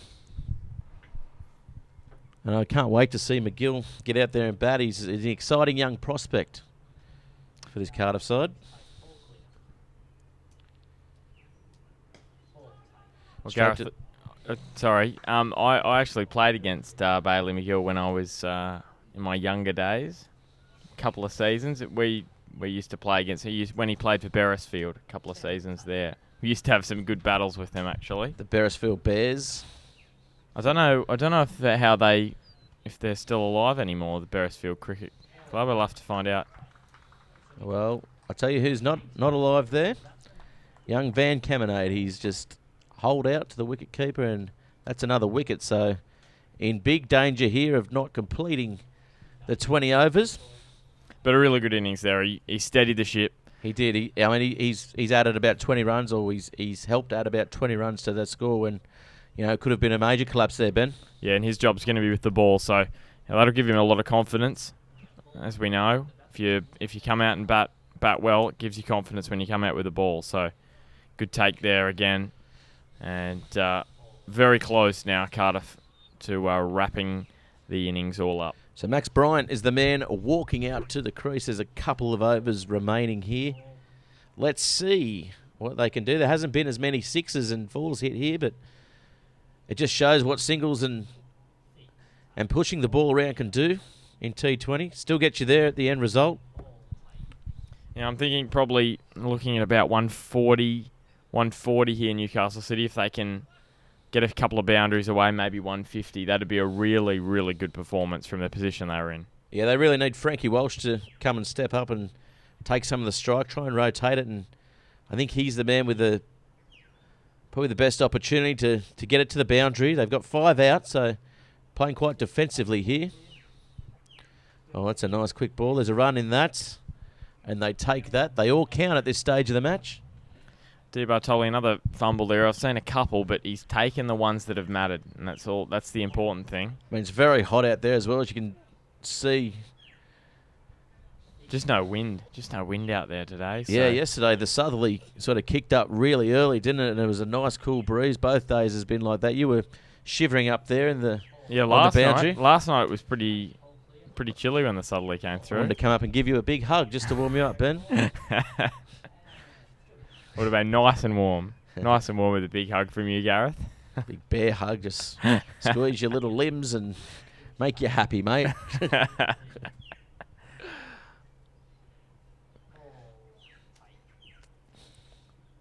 Of course, if you are listening in at home, get involved in the game at Bar TV Sports, hashtag Bar TV Sports. We'll read out your tweets. We'll send you some love. Well, plenty getting involved yesterday on Twitter. I think Matt Gawthrop was, he was sending some tweets doing some good sledging. Yes. He was doing a bit of uni back-to-back sort of stuff. Yeah, well, he's obviously, very confident. He's a confident young man. Did try out for the Hot Shots, Matt Gawthrop. The G-Dog, I think they call him over at uni. The G-Dog. I haven't heard that one, actually, but I'm assuming I don't do much training with the first graders. I don't want to get my head knocked off, so... So here we go now. Willett taking the ball again. Oh, it's in the air, but it'll be stopped just short of third man. So a nice big edge on that. Good edge. Unfortunately, they've got a fielder down there, so as you always would, third man. I think Murray said yesterday. You can't play without a third man. That's right. Saves so many But that's runs. just part of his obsessive-compulsive behaviour. You can actually, but just Murray can't. So Willett coming into bowl now. Oh, he's had a big slash at that. It's a tough one, Gareth. You think, do you go for the big swing and You risk do. totally missing You it, do. or do you just go for drop it at your feet and run? Yep, you do. Get the other man No one on remembers strike. singles, mate. No one remembers singles in the 19th over. See, that's my maths brain kicking in. Do you get 6 singles or miss 5 and hit a 6? My entertainer's brain's kicking in, and I'm hitting over number 2 and on the road there on Union Street and straight back to the Market Town car park. And that's how you do it. Oh, he's muffed the catch there. Cook couldn't get down to it. He's dropped his bat. What's happened here? Something's gone flying. Can we get a replay of that? I don't know. All I know, what the that's hell was it? 2 dropped It catches. was a shoe, I think. There we go. I saw it go flying, but it wasn't thinking it's not a bat. Gee, I don't know. Blown out his shoe. What the Producer's trying to get the replay the heck up. was it? I think is the term. It must have got stuck. Must have got stuck in the turf. Talking Spikes. about Priest yesterday and hell today. I'm worried about you, Ben. And that's another good single there. That's well run between the wickets. 9 for 139. Couple of balls remaining. Can they get to about 145 as we look here? Let's see what happened. The shoe came off. It looks fairly new as well. Oh. That's a really poor attempt there by Cook, to be fair. Especially as a cover fieldsman. Oh, he stepped up to that. It's in the air, but it's going to land between the fielders, and they're going to come back for a second. And they'll be happy with that. So, yeah, really looking to swing the bat here, Max Bryant. The crowd's on edge. Yep. I'm on edge. Ben Homer's up in his 2 big feet that he's got there. And I'm sure all the City boys on the side are pretty happy with that. Couple of runs to the total. There's the shoe going off again. Oh, the bat's been swung. This one's high up in the air. And easy as you like. Didn't even look like moving, and that is out. All out for 141, Ben. Long time to think about it. I'm pretty sure that's not that's Daniel Smith that took that one. Very safe pair of hands. Played for New South Wales. He's actually scored one of the fastest hundreds, I'm pretty sure, in domestic one-day cricket history. North Sydney Oval. He was putting sixes over the fence everywhere, so I cannot wait. Do not go anywhere because I cannot wait to see him come out and bat. Yeah, that's right. Don't go anywhere at home. Bar TV Sports bringing you the Twilight T20 competition here at Number One Sports Ground. Newcastle City all out for 141, just short of the 20 overs. We're going to take a quick break for 5 minutes. Of course, if you want to get in the game, at Bar TV Sports, hashtag Bar TV Sports on Twitter, of course, Instagram, Facebook and YouTube, same as well. We're going to take a short break, as I mentioned, and we'll be back with you for the rest of the action. Australia's leading sports organisations have made a pledge to tackle youth binge drinking. Now when you're watching your favourite sports, like football, swimming, basketball, netball and athletics, you'll see this logo. It's all about coming together to have a positive influence on our drinking culture. We're strong enough to say enough. And you can be too. Back your judgment. Stand up for what you believe in. Be the influence. Here's your story, let's begin. The water's fine, come on, dive in. The future's here, it's right before your eyes. Step by step, you're on your way. Welcome to a brighter day. Don't you know it feels good to be alive? You could be larger than life, bigger than the world, living out the hopes and dreams of every boy and every girl. You could fly higher than the sky, shine brighter than the stars. You could have all you ever wanted, shoot the moon and reach for Mars. You know you could.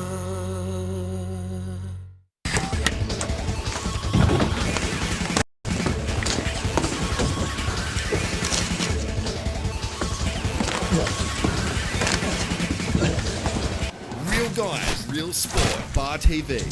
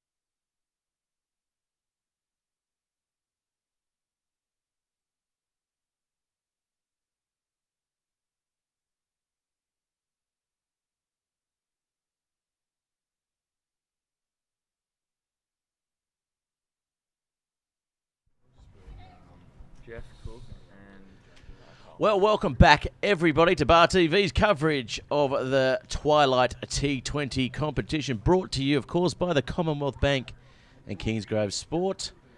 It's been a pretty good first innings there by Newcastle City. They've got to 141, didn't make the distance, got down to the final over, though. And Cardiff Boolaroo now looking to chase.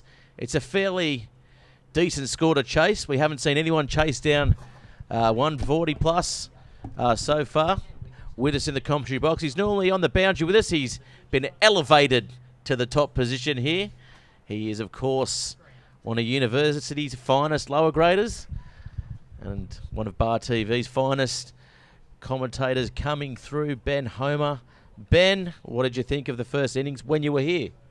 Yeah, well, I thought Newcastle City fought back well. They started nicely, fell away a bit through the middle, and then came good near the end. So to get to 141 was a good score. Really set up this game for us this afternoon.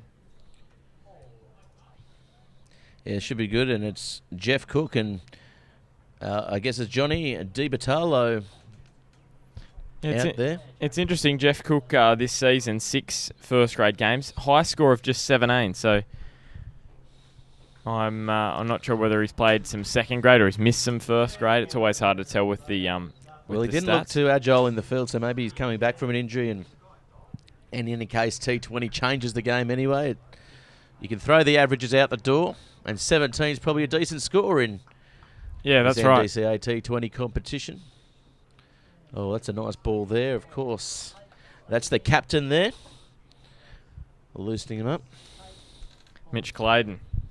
Clayton, of course, he's played all over the world. He's played over in Kent. A few fans over in Kent tweeting us in as well. So how are you guys over there? Let us know what you think of Mitch.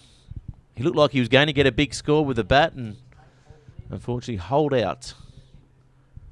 He can hit them a long way, can't he? He was knocking them everywhere, but just one he got under a little bit too much and put it to the fielder at mid-wicket. He used the sandwich when he should have used the 9, Ben.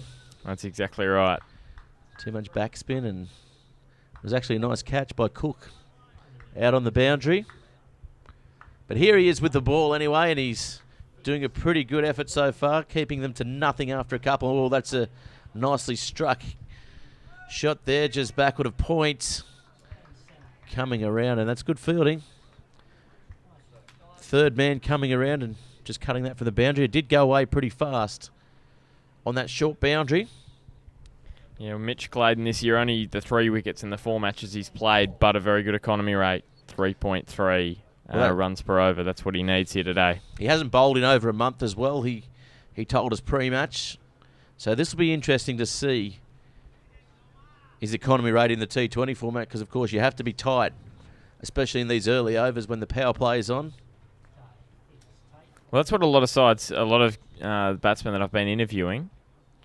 So they've got a deep square leg and a third man. Yeah, a lot of the batsmen I've been interviewing have been saying about attacking during that power play, how important it is. So I think it's not a bad idea to send out, one of your 2 openers and say, just have a swing. Try and get as many as you can in those first 6 overs. Well, it's a fine line as well, isn't it? You don't want to lose too many wickets early on. Gee, that reared off a length. Hit the pitch well, didn't it? Popped up. Cook and Clayton, the 2 veterans, having a good chat to each other. Well, I was wondering if I don't think we're going to see a replay, but gee, it was probably about... It kicked up, didn't it? A bit fuller than a good length, and it just really bounced up chest height there from Mitch Clayton. He almost chin butted it, Ben. There was runs in it, though, and Cook takes the quick single. Off the mark there. None for 2, so first over down. Yeah, good first over. Really good first over, going off the power play. So normally I think you'd aim power play wise to be sort of around the 40-50 mark. So if Newcastle City can keep them under that, they're going to be right in this contest. They really are in the contest after that first over from Mitch Clayton. Yeah, that's all right. If they can starve them of run, it'll cause a bit of desperation and some silly shots out there, and You never know. We might be going home early, Ben. So this is Clark with the ball in hand, the spinner. It's always interesting, 2020. So the bowling orders changed up. Spinners seem to come on a lot earlier. Well, And Jeff Cook, the man facing, he opened the bowling as well for the Cardiff side. the captains like it to start off with the spinners, just change up the pace. Openers sort of not expecting it, not used to it as much. So Well, they are now, after 5 years of T20, everyone's opening with a spinner. It's kind of is expected. So no surprises up the sleeve, except if they bowl the old underarm again. that's right. The Trevor Chappell. The TC.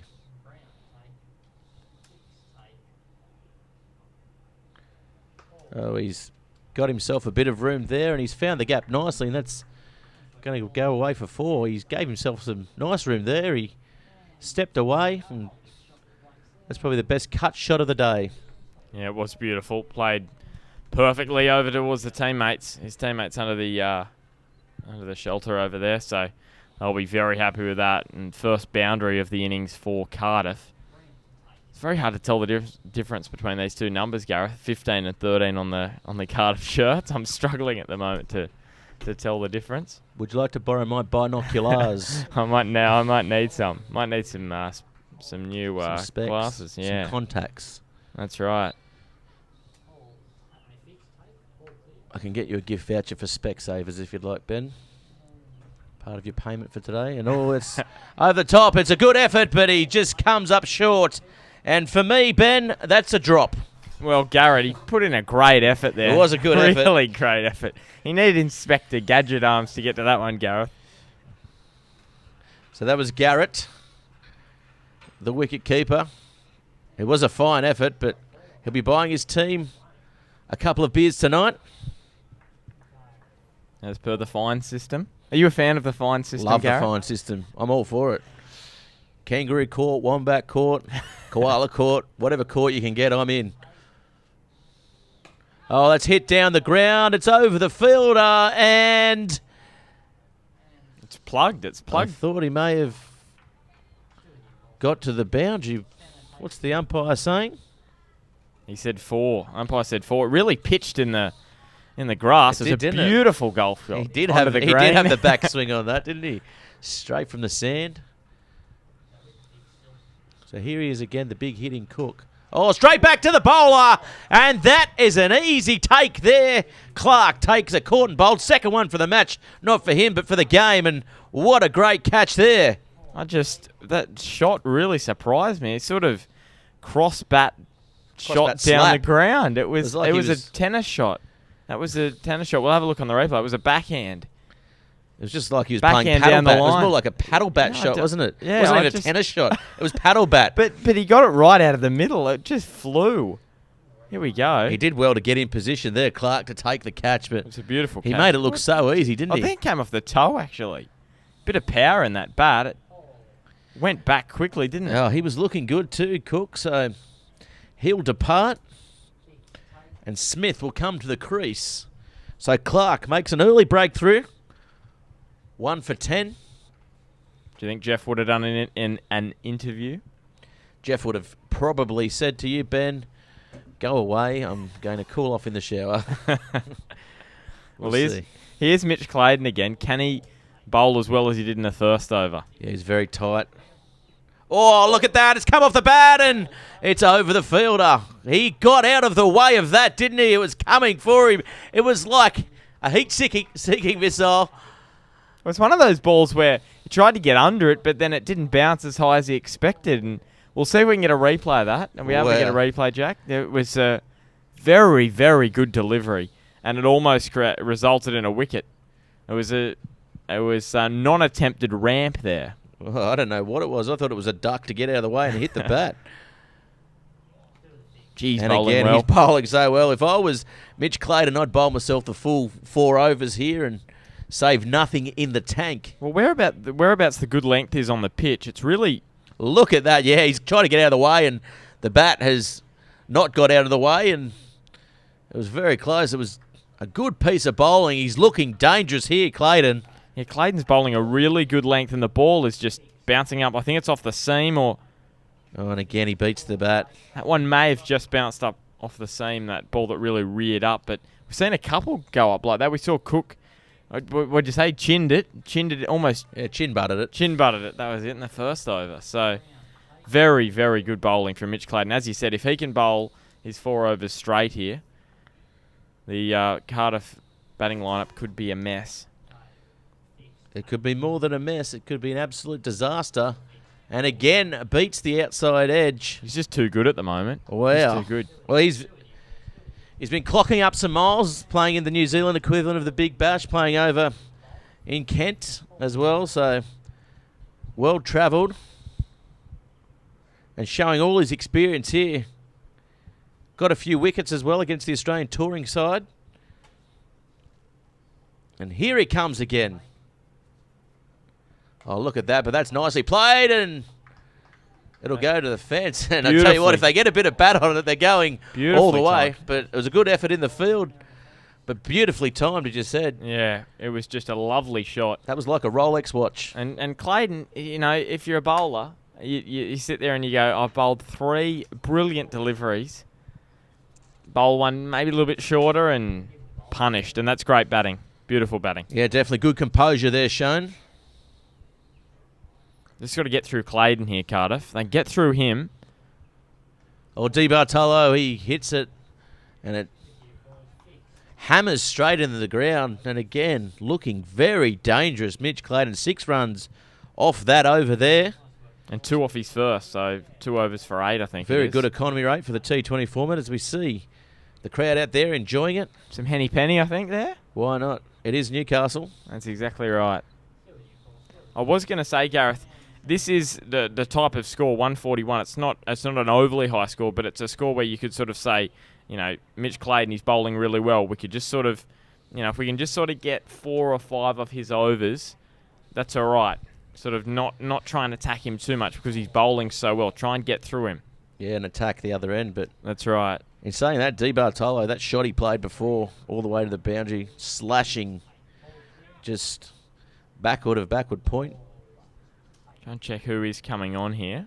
Is that Van Kemenade? Yeah, it is Van Kemenade. He's Van Kemenade, is it? Either or, potato, mate. He's got 9 wickets this year.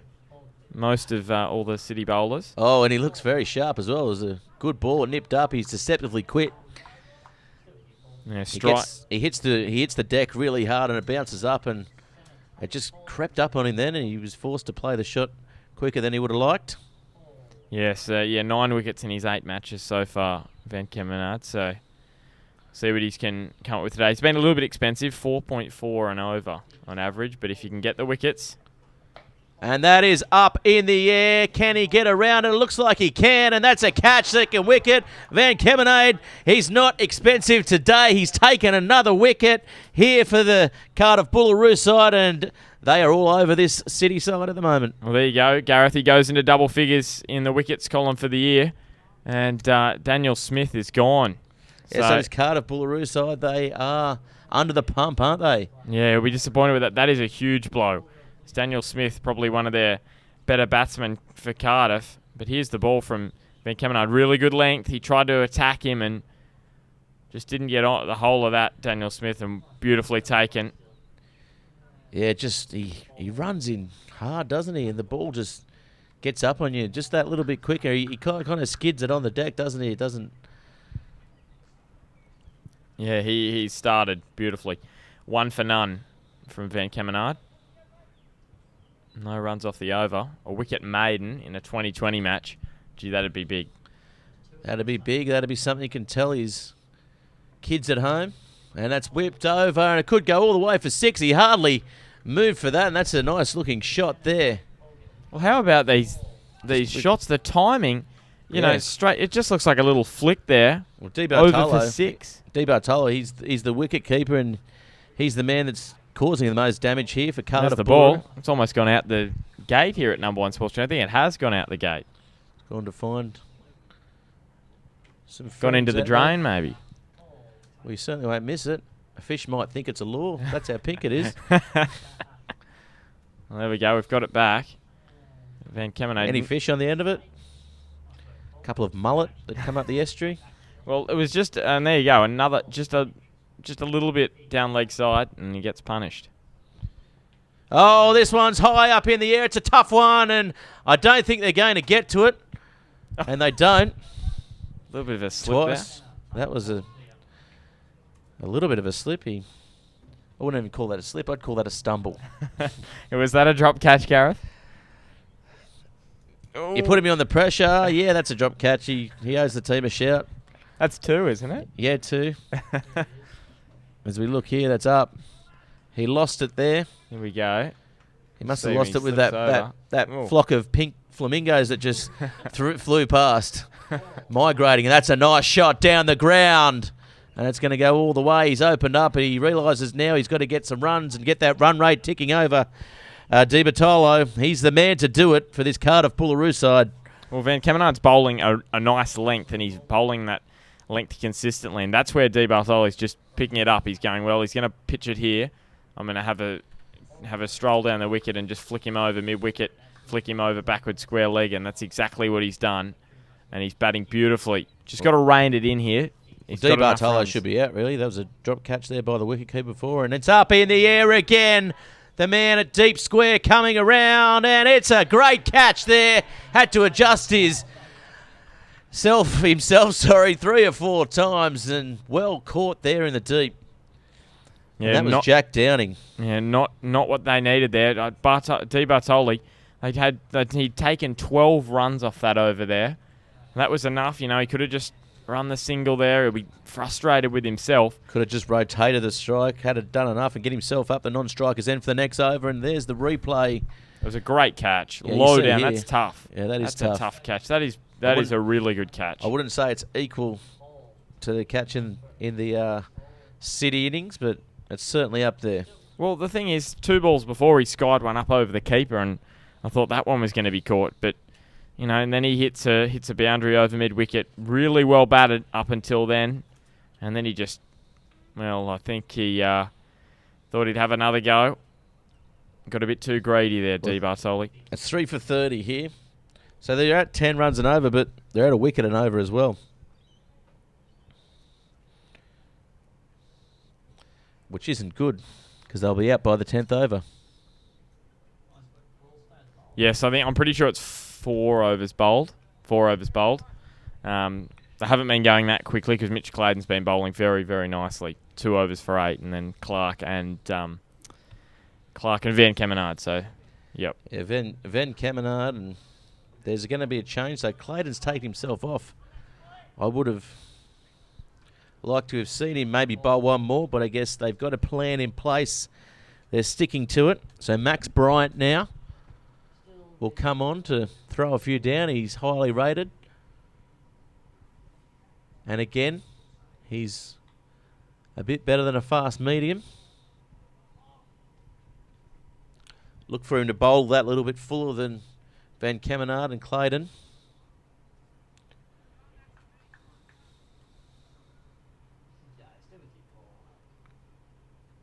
Left-hander at the wicket, so bit of a left-right combination.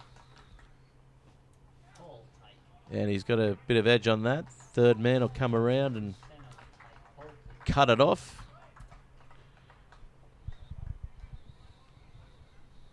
Sorry, 2 lefties at the wicket. Sorry about that. Bailey McGill, also a left-hander. Of course, McGill, as you mentioned, you've grown up with him. Not quite grown up with him. You've duelled with him. Yes, we ran him out one game, so that was a good thing to do. But it was one of those. He was one of those players where, you know, if you didn't get him out early, he'd go on and make a big score, and you were chasing leather all morning. Some really good battles there, but he's been batting beautifully in first grade the last couple of years, so I think he's the key out there for Cardiff now. Yeah, definitely. He's got to dig in, and that could be close. And it'll be even closer up the non-striker's end, but he gets in, and we saw in his fielding that he's very, very quick, so can scamper between the wickets and it'll be good to rotate the strike and get some singles and get some momentum building and build a bit of a partnership here. Yeah, that's exactly right.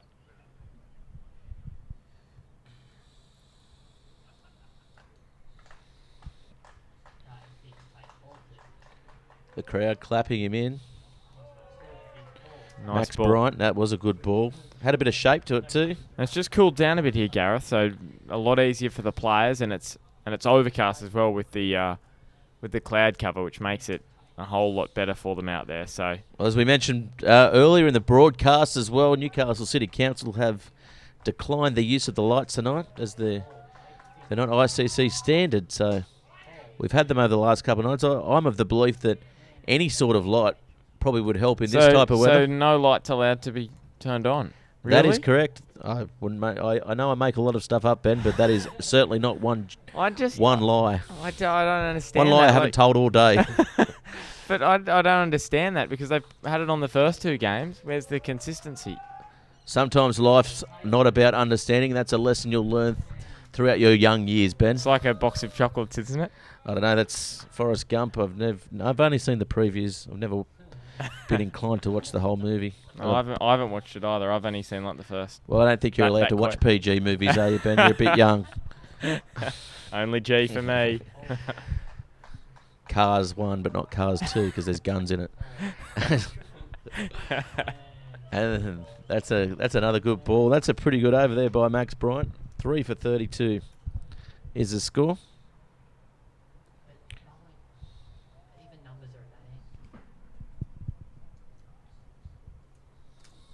3 for 32 after 4, maybe 5. We're debating it. We just got to double check. Big dramas up here in the commentary box. That's all good. But I'm guessing that it is the 5th over completed. Yeah, so 6th over this one here. So we're coming into the 6th. And I win the debate, it looks like, everybody. So That's right. I'm the king, I am the champion. I can hear the music in my ear, and this is a change of bowling. And this will be...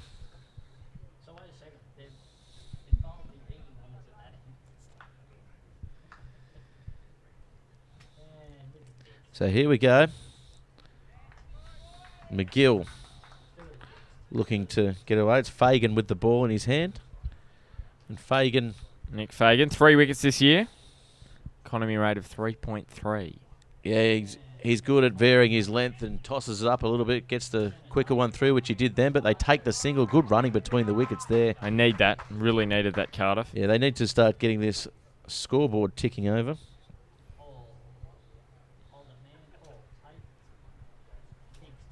They're still right in this game, and that's the thing we've got to remember. Like 5.2 overs down, they're 33, so they're still going at a decent run rate, going at a run rate that's manageable.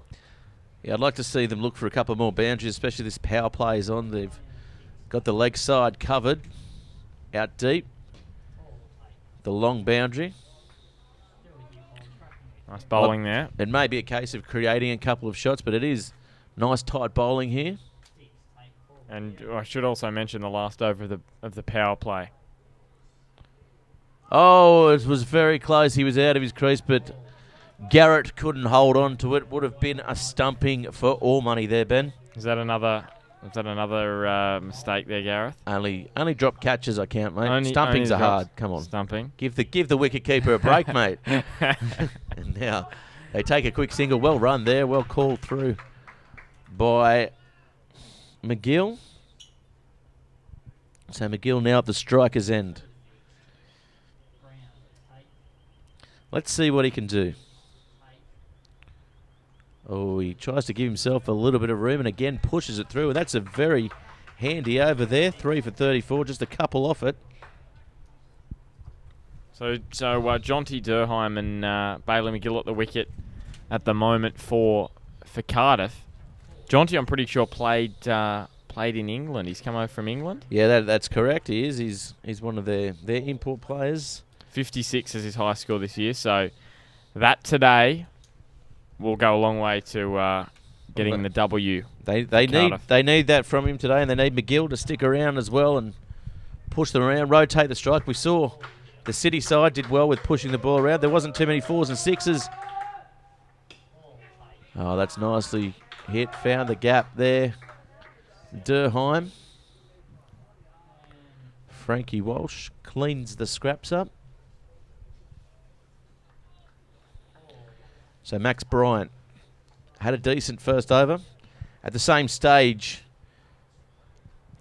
the City side was 0 for 57 after the power play. So the umpire's having a look at the ball. Yeah, maybe out of shape. Do they use the little ball, the thing where you see if the ball goes through the ring? The ring, yeah, the ball ring. I don't know, but I'm pretty sure you can pick one up at Newcastle Tattoo, any Newcastle Tattoo shop. Plenty of them. Yeah, Maybe they'll just didn't know if we're that advanced in Newcastle cricket, whether it was just for the ICC I'm umpires. pretty sure the umpires have some sort of contraption in their pocket. It's an interesting game, isn't it, cricket? It is at the moment. These two sides looking to get this, and it's going to be close. Oh, it's a terrible throw. It goes for overthrows in the end. They'll just take the one, though. He threw it, and he almost threw it all the way down to the he won't fine leg. I'd hate to see him 10-pin bowling. Yeah, definitely. He put one through the back wall on the full. He'd need one of those baby bowling things, or the bumper bowling, they call it. Yeah, those underarming is a lot harder than it looks, actually. 'Cause sometimes you really can get under the underarm. Just ask Trevor Chappell. That was a good underarm. Oh, nice Beautiful. shot there. Beautiful from Bailey McGill. It is beautiful, isn't it? Yeah, square of the wicket and boom, boom, boom, 4. Just exactly what Cardiff needed here. They're 100 behind. Exactly. Well, just 100 more runs, so that'll be in their minds, ticking over. And the wind, Gareth, doing the maths. Wind's really picked up. It has, hasn't it?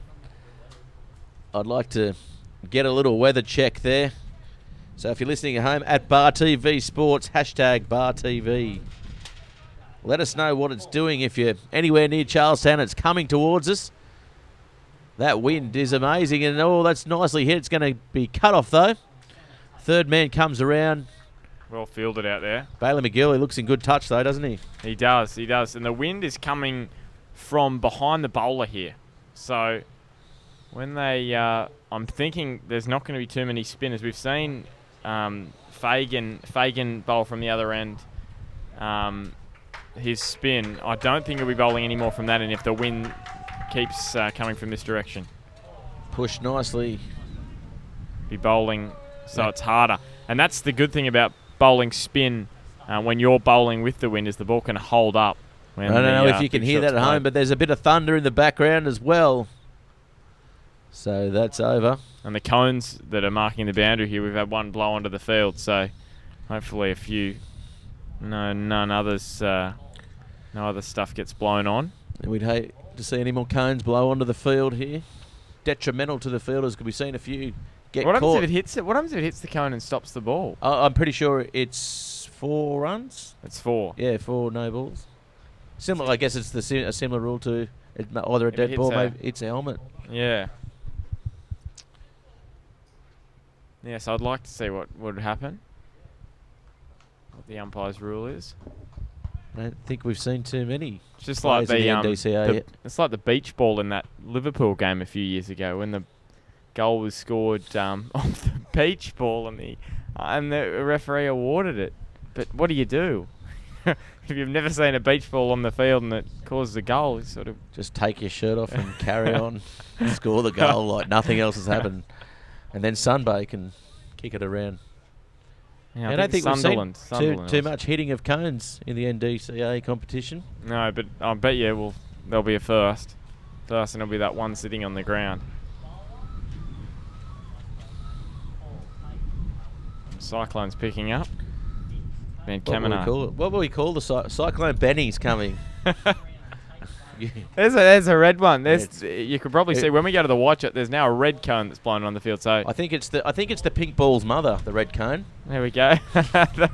And the blue cone's her father. It gave birth to the pink ball. There we go. There it is. The pink cone. Supposed to go out and check if the pink ball's alright. It's copped a bit of a battering here today. Oh, he's had a big swing of that, McGill, and that could have almost been a wide, and McGill's asking the question of the umpire. Yes, well, McGill here, he's got the wind behind him here, so it is going to be a tough effort to hit Van Kemenard back over his head, but if he does, the ball's going to go a long way. Yeah, definitely.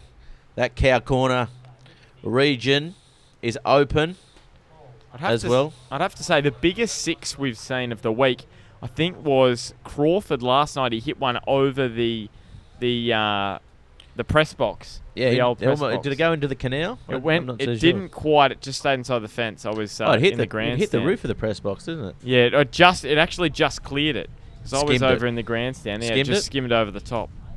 Here we got problems. Look at it. Oh, it's taken a wicket. It's almost taken a wicket. The red cone. It has the... It's knocked the bails off. The red cone has taken a wicket. Bailey McGill, start walking, my friend. Oh, the umpire's got it now. This is... I can't... I'm struggling The umpire to has the cone in his hand.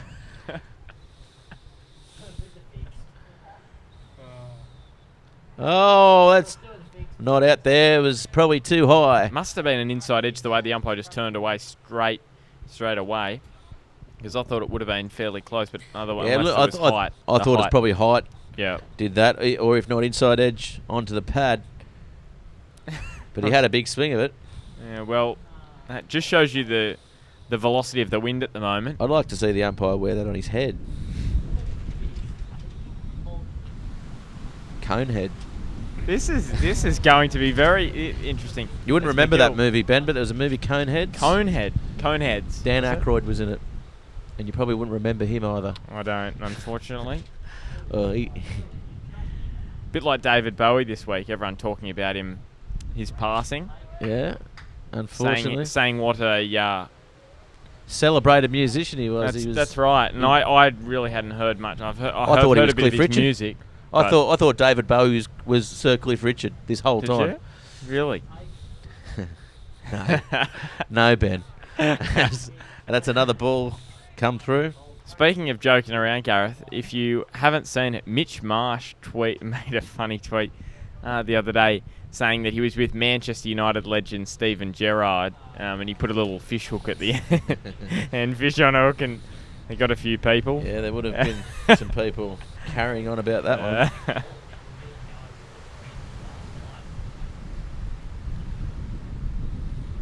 Another nice ball there. Wide down the leg side. And this is, for Van Kemenard, this is tough.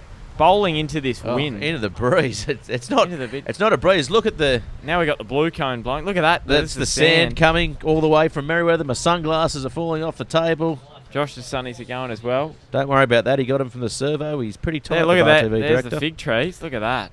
Yeah, as we said the other day, let's hope they fall Now down. we've got the blue cone, if we can see. We've got the other umpire. Pete's picked up the blue cone now. It's blown onto the ground. We've got a yellow one that's looking like it's going to make its way on as well. So that's all happening at number one. Yeah, that tower crane looks shaky in the breeze as well. I'd hate to be up that in the distance. Would you like to be a crane operator, Gareth? I wouldn't mind it. I like a bit of danger. I'd like to be the person that rigs them up. Yeah, good view. Very good view. Pretty cruisy job, or you? There we go. There's the blue cone being escorted off the field. Yeah, streaker. Put it back on the. I don't think it's going to stay. I don't think it is going to stay. He's just throwing it away in disregard, like it's going to stay there. Anyway. But on Tuesday it was pretty windy and the camera was actually shaking around. Yeah. I thought that was just our cameraman with the steady hand, but yeah, it was the wind. Getting a bit nervous. Was he a Belmont fan when they were 4 down? Yeah. Well, here we go. It's going to be Bryant. Oh, he stepped up to that one and it won't go all the way. Just speaking of that last over from Deep. Van Kemenard, with that sand blowing, imagine running into that. Sand blowing in your eyes, charging Lucky. into bowl. There's nothing worse when you're walking on the beach and you get sand in the shins on a windy day. Yeah. You have to try and jump over it. Do the hurdles. You jump down and it hits you again. He would have copped it in the face then. We got sand rash on his face. Well, if Cardiff can get the victory here, Oh. with all this wind and swirling around, sand flying everywhere, Yeah, they're up against that would be a big performance. I'm surprised the cars aren't toppling There's- over. As you can see it there. There's Look Cardiff. at it. It's almost Leaves as if going there's... everywhere. Oh, he's reached at that. McGill. Fielder will come around and cut it off, though. It's a good atmosphere here, isn't it? We've got some young guys on the sideline. Yeah, cheering them in. It's good to see the supporters out. Of course, if you do want to come and support the NDCA Twilight T20 competition, that's Frisbee. Mitch It's Clayton's- turned into Ultimate Frisbee. He's playing a different sport out there. Yeah, but they're the Bales. They're off on Tuesday and they're off on Thursday.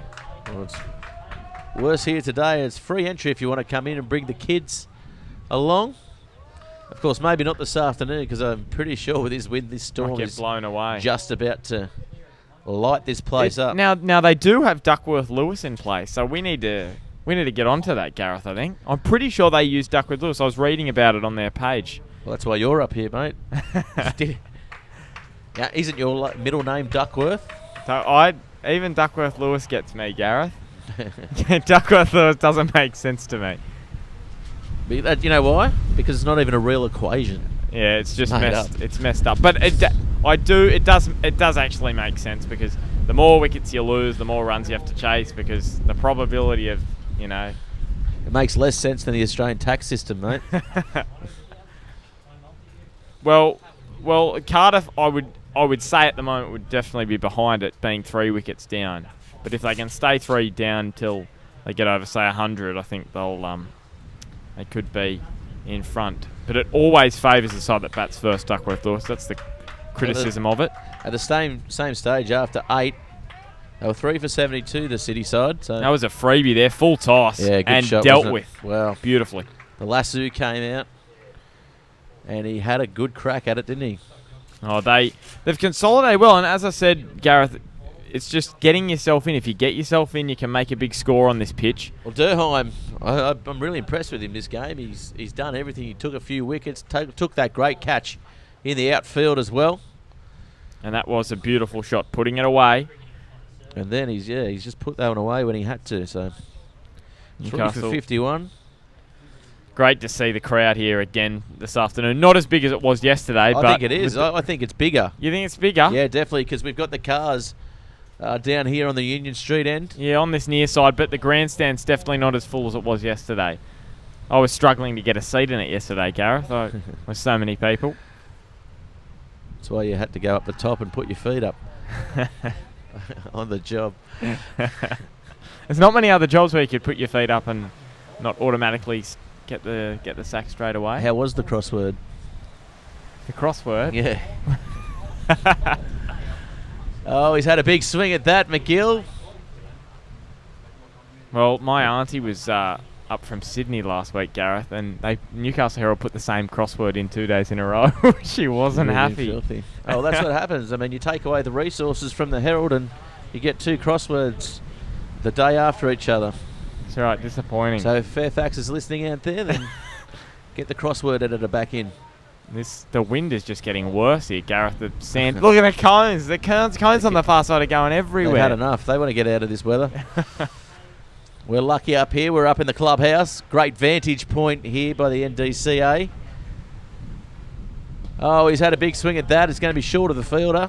Did you see that bounce Yeah. off the outfield? Yeah. It bounced Gee. like he tossed it down from 8 foot high. Geordie Van Kemenard, beautiful fielding to get up for that. AFL I don't know mark. if it deviated off anything or it was just maybe the wind had something to do with it. And there, he slashed that away. I thought he was going to try and hoof that over to Cow Corner. And again, they just happy with the single. But they're really flying under the radar here, Cardiff. They're Yeah, just they're chipping doing well. away, not going at a at a blistering pace, but they're just chipping away. And look at this, they're going at about 7 and over. That's what they require. Oh, that's a nice shot into some space. They should pick up 2 here if they're keen, but Bailey McGill there's not much of him, and he's really struggling to run into the wind. Yeah, that's right. He may blow away if we're not like, careful. It's like running up a hill. He's only 5 grams heavier than the cones.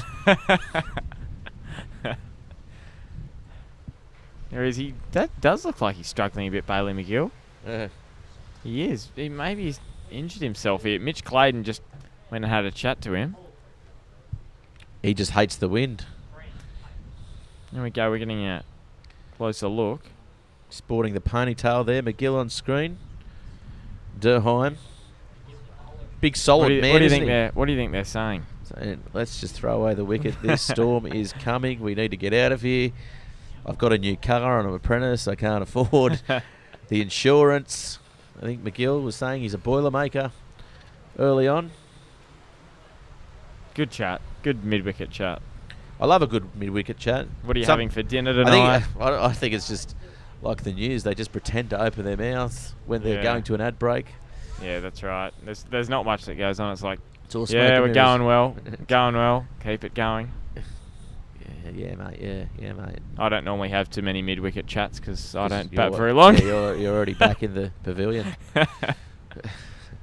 Golden duck again. Oh. You're warming up at university there on the squash courts. My warm-up goes for longer than my performance, Gareth. Oh, well. Ask my wife that. That's what she says about me too.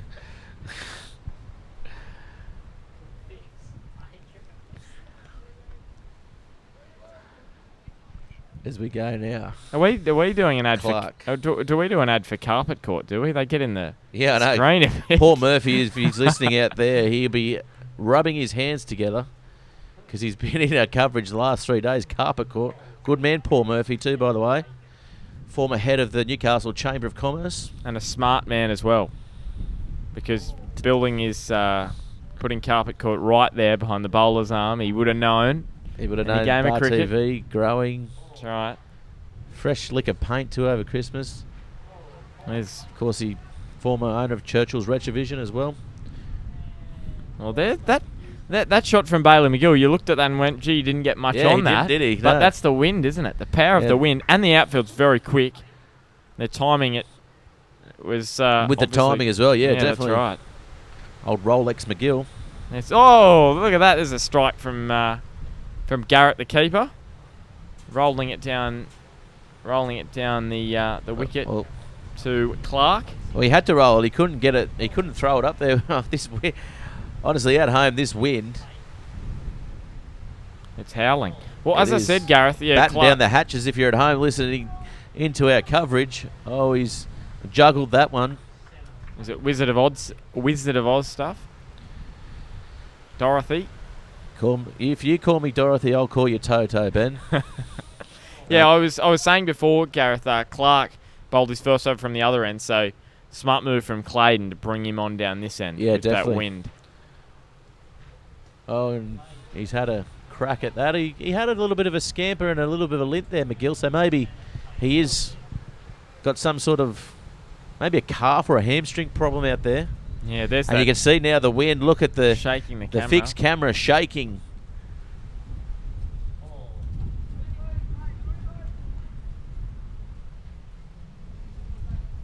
I'm going to have to get on the camera and hold it still in a sec, Gareth. Please don't. I'm pretty sure the fixed camera's doing a better job than what you may do out there, Benny. Just stick to one thing at a time. That's life. Don't multitask. Yeah, no, don't multitask. Don't let anyone tell you that it's good for you. That one's hit nicely down to a whitish deep mid-on. And that is the over. So this is really good tight bowling in the middle overs too coming up. So 11 gone, yeah. So 3 for 63. So they're just going below 6 and over. And it's smart batting as well. Like, they're just chipping away the runs. If they can, all they need is a big over. If they get 15 off an over, all of a sudden they're going exactly the run rate they need. So at the same time they were around 96. So 96, City there's side. your little stat keeping. I missed that over. I missed No. the 11th over. Oh, you missed it. That was one of the. That was when I'm pretty sure that's when you came into the box. That must have been why. And I was a little bit flustered to see your youthful good looks and exuberance, Ben. You were going, what's he doing up here? He should be on the sideline. So where's my boundary rider? Call the producer. The ball, nicely misfielded there, I guess. They'll get another single. So they are doing a really good job of just rotating the strike, retaining, the Just runs. turning it over. Turning over, yeah. Well, Bailey McGill, he was looking labouring a bit, so maybe he's going to have a bit of a swing this over because the spinner's bowling into the wind. Yeah, just look at that throw. I'm glad he had his wheat bix this morning because that throw struggled to get to the keeper. Take your arm off trying to throw into this breeze. Is that Van? Yeah, no, that's that's Fagan. Fagan out there. Oh, he's hit it down there. It's going to be close. The wind. Oh, again, the wind. Skidding it on in the outfield. Did very well there to pick that one up. Well, Van Kemenard's had some shocking bounces off the grass. Yeah, that one that bounced up near his head, and then that one again. He's done really well. McGill's gone for that one. So McGill, again, clutching at the knee. So he's not 100% there out there, McGill. So he's going for a couple of big shots because he knows he's probably can't press for those twos, even the quick singles. Oh, that's a good shot. It's gone pretty far. It's going to be caught, though. Nicely caught, Van Kemenade in the deep. McGill holds out. And unfortunately there, they really needed him to stick around.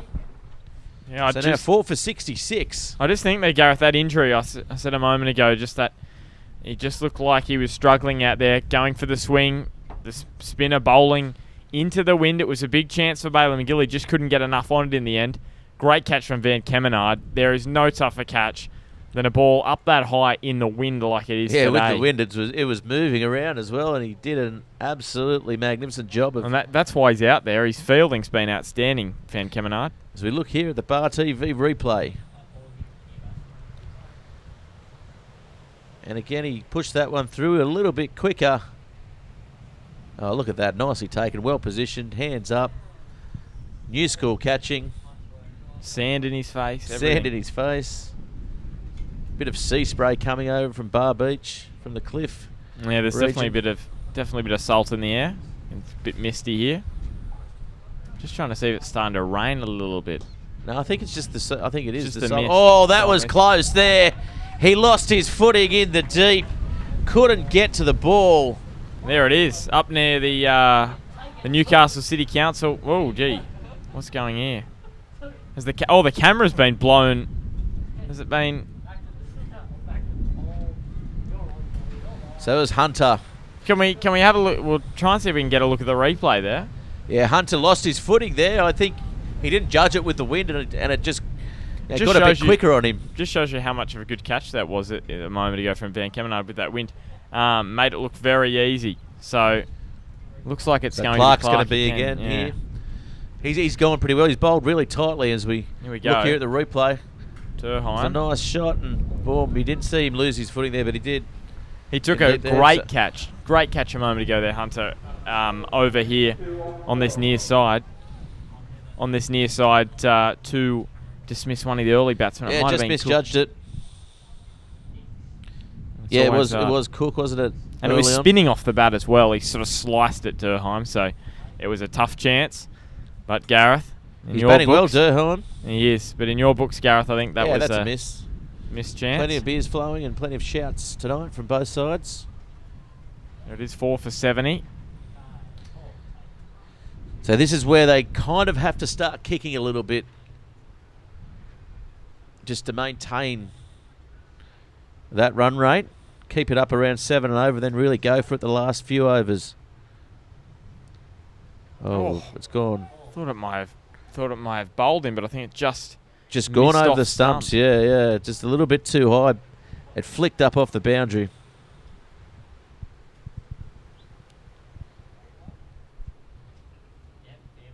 He's bowled. They've bowled well, the two spinners. Oh, that's A full toss there. Is it going to go all the way? I think it's going to be cut off, and that's nicely fielded there. Then, of course, the fielder's out on the boundary. They're up against it. And here's the weather map, and here we come. Let's brace ourselves, batten down the hatches. That's straight from the BOM. I'm getting Bar in my TV. car in 5 minutes, Gareth. Are you sure you want to drive in the rain? Are you allowed to drive in the rain on red Green- peas? Oh, green peas, sorry. peas. Yeah. We only had red in my day. Only red? Yeah, Oh, that's no right. green. Well, that shows how old I am. We could used to put the L plates on and drive down the main street. Jeez. Oh, that's a massive hit there. And that's over the boundary to the long boundary. First 6 over there for the day. The young fella gets it, throws it back. And that's a better arm than we've seen most of the day too. Gee, he got so much on that. That was such a clean strike of the Wasn't ball. it? What? Beautiful shot. McLaughlin it was. And look at this one's going down the ground. It's into the wind. And it's caught on the boundary. Nicely taken there. Major it was. Daniel McLaughlin, a short stay at the crease, but Yeah, it was the an captain entertaining there. one. It was very, very ambitious, wasn't it? Hitting into the breeze. Well, not the breeze, the hurricane. Yeah, 4 sixes this year. He's hit 12 boundaries. 4 of those were sixes. So we knew Daniel McLaughlin was going to go after it. He hit 1 out of the screws, and that one, gee. Any other day of the week, that's over the boundary. It was. But, Gareth, this is a very smart shot. You know, when you're 4 down, you got 8 overs left, hitting into the wind, it probably wasn't the best option for McLaughlin there. No, definitely should have saved himself for the change of ends, and that would have gone into Paul Murphy's carpet court and bought himself a rug and come back the ball, and he would have come back purple with fur on him. Now, who's come out here for? It's is it Green? Yeah, Green, I think, in Green? the 11. So they've crossed, and Durheim Richard is at the Green. striker's end. High score of 40 this year. No sixes. 14 fours. So he can hit it along the ground. He can find the gaps.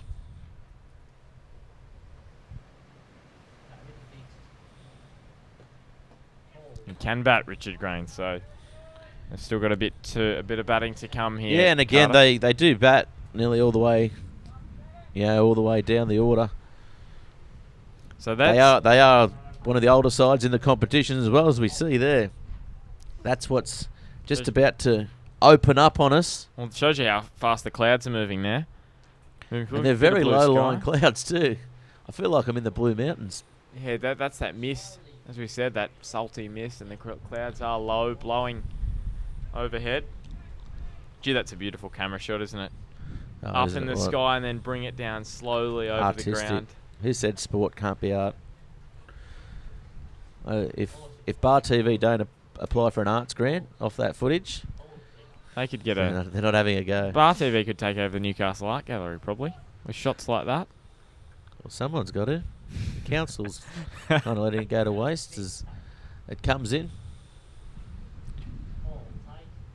Oh, I thought it was going to be a mix-up there. Van Kemenard, great start to the over. Yeah, again, he's come in, he's running in with purpose, and he's hitting that deck really hard.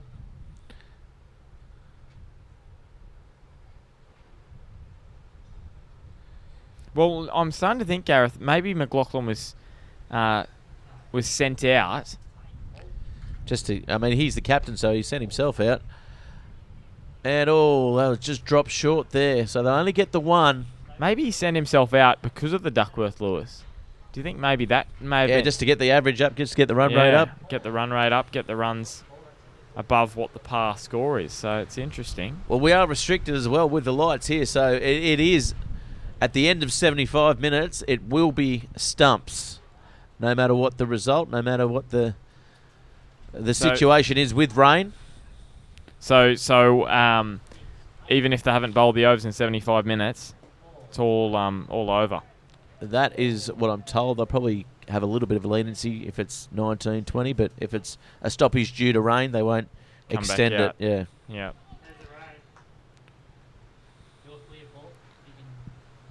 Well, just there, Van Kammenaar, a little touch. He touched the ball after it was defended back onto the stumps. So, lucky Durheim was in his crease. Would have been run out. Oh, he's put him back into his crease. They've gone up. I think he got a bit of bat on it, though. So, Durheim back on strike. He's the key, What Jonty can he do? Durheim. He is definitely. He really is the key. He's shown very good maturity, a good level head since he's come out. As we look at Not sure what the grass is showing us. the grass is waving to us, Ben. You've got a fan, Ben, and it's that grass down there. My only fan in the world. Apart from your ceiling one that keeps you tucked in bed at night. Oh, he's stepped down the pitch and it's gone straight. It's got the wind behind it, and that's a nice shot there by Durheim. I didn't think that'd be stopped with a wind. It was beautifully struck from Jonty Durheim. It would have Cometh been the hour, cometh the man here. It would have been hard to stop on a still day. Yes, it was crisply struck. Well, here he is, Jonty. We've seen players lose their head after hitting a boundary, so That's we'll right. see. He's got to keep his cool. He's got a good demeanour about him, though, but he goes for that. Not the best looking shot, but he'll pick up a single for his efforts. And was high up on the bat there. again, Van Might get it out. Kammenaar, he's bowled pretty tightly that over as well, especially into the wind. I'm just trying to calculate the run rate in my head here. So 107 14 overs. is the comparative total. So this is where they really kicked again, Newcastle City. Sorry, this is where they picked up their run rate. They looked like they may have only got at one stage 125 to 130, but they really kicked on through this stage of the match and got themselves up to that 141. Well, they're going at exactly 6 and over here, so they need a run rate of 7 and over to win this game. So It's not beyond them, that's for sure. no, that's exactly right. Especially with Durheim and such great touch out there. He's certainly making this City side think as to where they're placing their field. They're just making a couple of adjustments here. Sight screen also moved. And there he is, the man on the striker's end, Durheim. What can he do? And he just third man's up. So the required run rate at the end of this over, what they'd need to be on if they wanted to be at the required run rate is 95. So that's only 10 runs off the over, couple of boundaries. it's just that one big over, isn't it? They just need that one big over before the rain hits, preferably. And he's missed that one, so dot ball is not what they need, really. And Green get himself get himself in. The spin Oh, he's attack, reached, Gareth. He's reached for that one, and that's Spin danger. bowling has been wonderful from Newcastle City this afternoon. Yeah, we haven't seen too many teams really, be too successful in spinning this year. Oh, that's a nice shot, but it's going to probably find the fielder. They're going to go for 2. No, they're not. Just played nice in the gap, and you saw there, it just sort of held up, didn't it? Yeah, just into the wind there. And now Mitch Clayton, he's only bowled 2 overs, hasn't he? So Yeah, he's that's still got a right. couple left. If I was Mitch Clayton, I'd come on right now Yeah, with well, the wind behind me. I'm thinking he's going to bowl the last 2 overs, but if he's going to bowl the last 2, it means he's going to have to bowl from the other end. So I'm thinking he'll probably bowl 17th and 19th to ensure he bowls from this end. Yeah, that's right. I wouldn't want to be bowling from the other end. There's that crane. There's the crane there swirling around in the wind. That's why they get to pay the big bucks, the danger money. There's Hunter there with the fielding. Yeah, nice work by Hunter. Well, we're surviving. The game goes on, Gareth.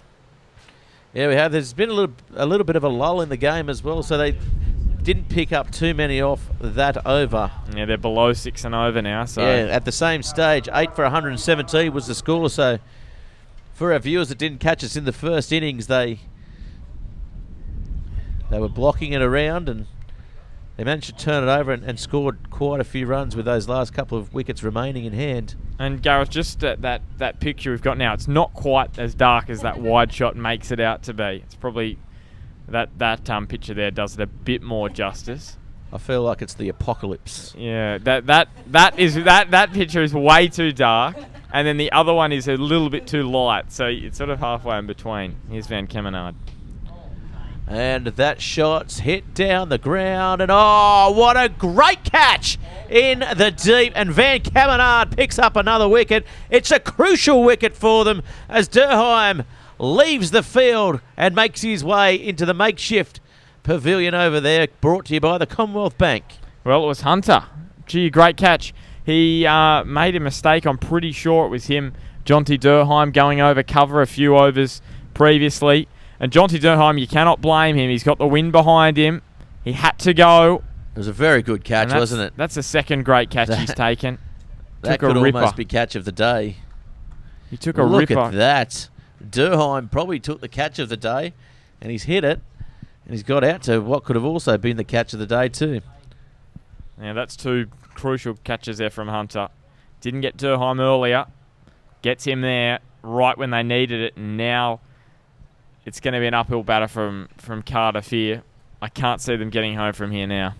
Yeah, definitely. They got set and a score that was entirely chaseable, and they've just let themselves down, I guess, with run rate and some very good bowling by this City side. And I guess the City side sending a little bit of a message out there to the rest of this Twilight T20 competition. Well, I think this is Newcastle City are probably going to be the dark horses in this particular pool with, of course, Uni, Charlestown and Merewether. So a good start for them. Oh, that's a shot down the ground and bounced up again, kicked up and lost his footing. So we can see lightning in the background. Well, Gareth, I'm just thinking it's a very strong pool, this one. You got Belmont and Uni. And Belmont are a strong side. Uni very strong as well. Merewether and Charlestown very strong. City playing well today. And Cardiff with Daniel Smith, they could do some damage. Oh, nicely placed there. Bailey McGill as well. Jonty Durheim. Gee, this pool A is going to be a tough one. Yeah, definitely. But and as you said, like you got Hamwicks on the other side of the draw. They're always there and thereabouts. Yeah, that's exactly right. Hamwicks, I'm just check that. Yeah, Hamwicks, Toronto, Wallsend with the young team. Jason Sanger made 100 the other day for the under-19s. He's going great guns. I don't know whether he'll be back for many of their matches. Yeah. But oh, he's had a big swing and he's clean bowled there. Over goes the castle. Van Kemenard there with a beautiful delivery. He's bowled well. Definitely. He's played well this afternoon, hasn't he? He had the right line, right length, and knew the big shot was on, and it was either bowler wins or batter wins in that occasion. It was the bowler who comes away with the spoil. Yeah, just going back to that other pool, Stockton, Raymond Terrace, Weston, Waratah, Mayfield also in Pool B, so I'm thinking they'll probably make up the bottom three of that. On your Bar TV screens, there's plenty of electrical activity out there. The umpires are having a chat. Another flash of lightning, I think. They may call it off due to bad light. And it looks like they're going to do that, so we will get a result for you. They're going to shake. We'll get the result for you if we can. I'm pretty sure they're saying that is all over. I'm pretty sure they'd go on Duckworth Lewis, and Cardiff are going to be behind on that anyway. Yeah, definitely. So great if performance from Newcastle City. Yeah, what a match. So Storm stoppage of play, and it is just about to absolutely flog down rain and stopped. And Jack, our producer, obviously he's not going on the Great Australian Spelling Bee. He's doing 5 things at once. Let's give it to our producer. They do a bang-up job here at Bar TV. We couldn't bring you these pictures without them. They make one mistake and Ben Homer's all over it. Thanks very much for having you here today, Ben. It's been great having you up here, and we look forward to talking to you throughout the week next week as well. Yeah, Gareth, and thanks to Jack as well. I know I just bagged him out, but thanks to Jack and Paul and Josh as well. Yeah, all the crew that brings you the pictures, of course, all the players playing this Twilight T20 competition brought to you by the Commonwealth Bank. So Newcastle City will get the points. The match will be abandoned. They scored 141 runs, a decent total, one of the best totals of this tournament thus far. Cardiff Boolaroo looked shaky on 7 for 93. And we'll be back with all the action next Tuesday on Bar TV's coverage of the Twilight T20 competition for the NDCA. Of course, brought to you again by the Commonwealth Bank. I'm Gareth Wazick. Thanks for joining us.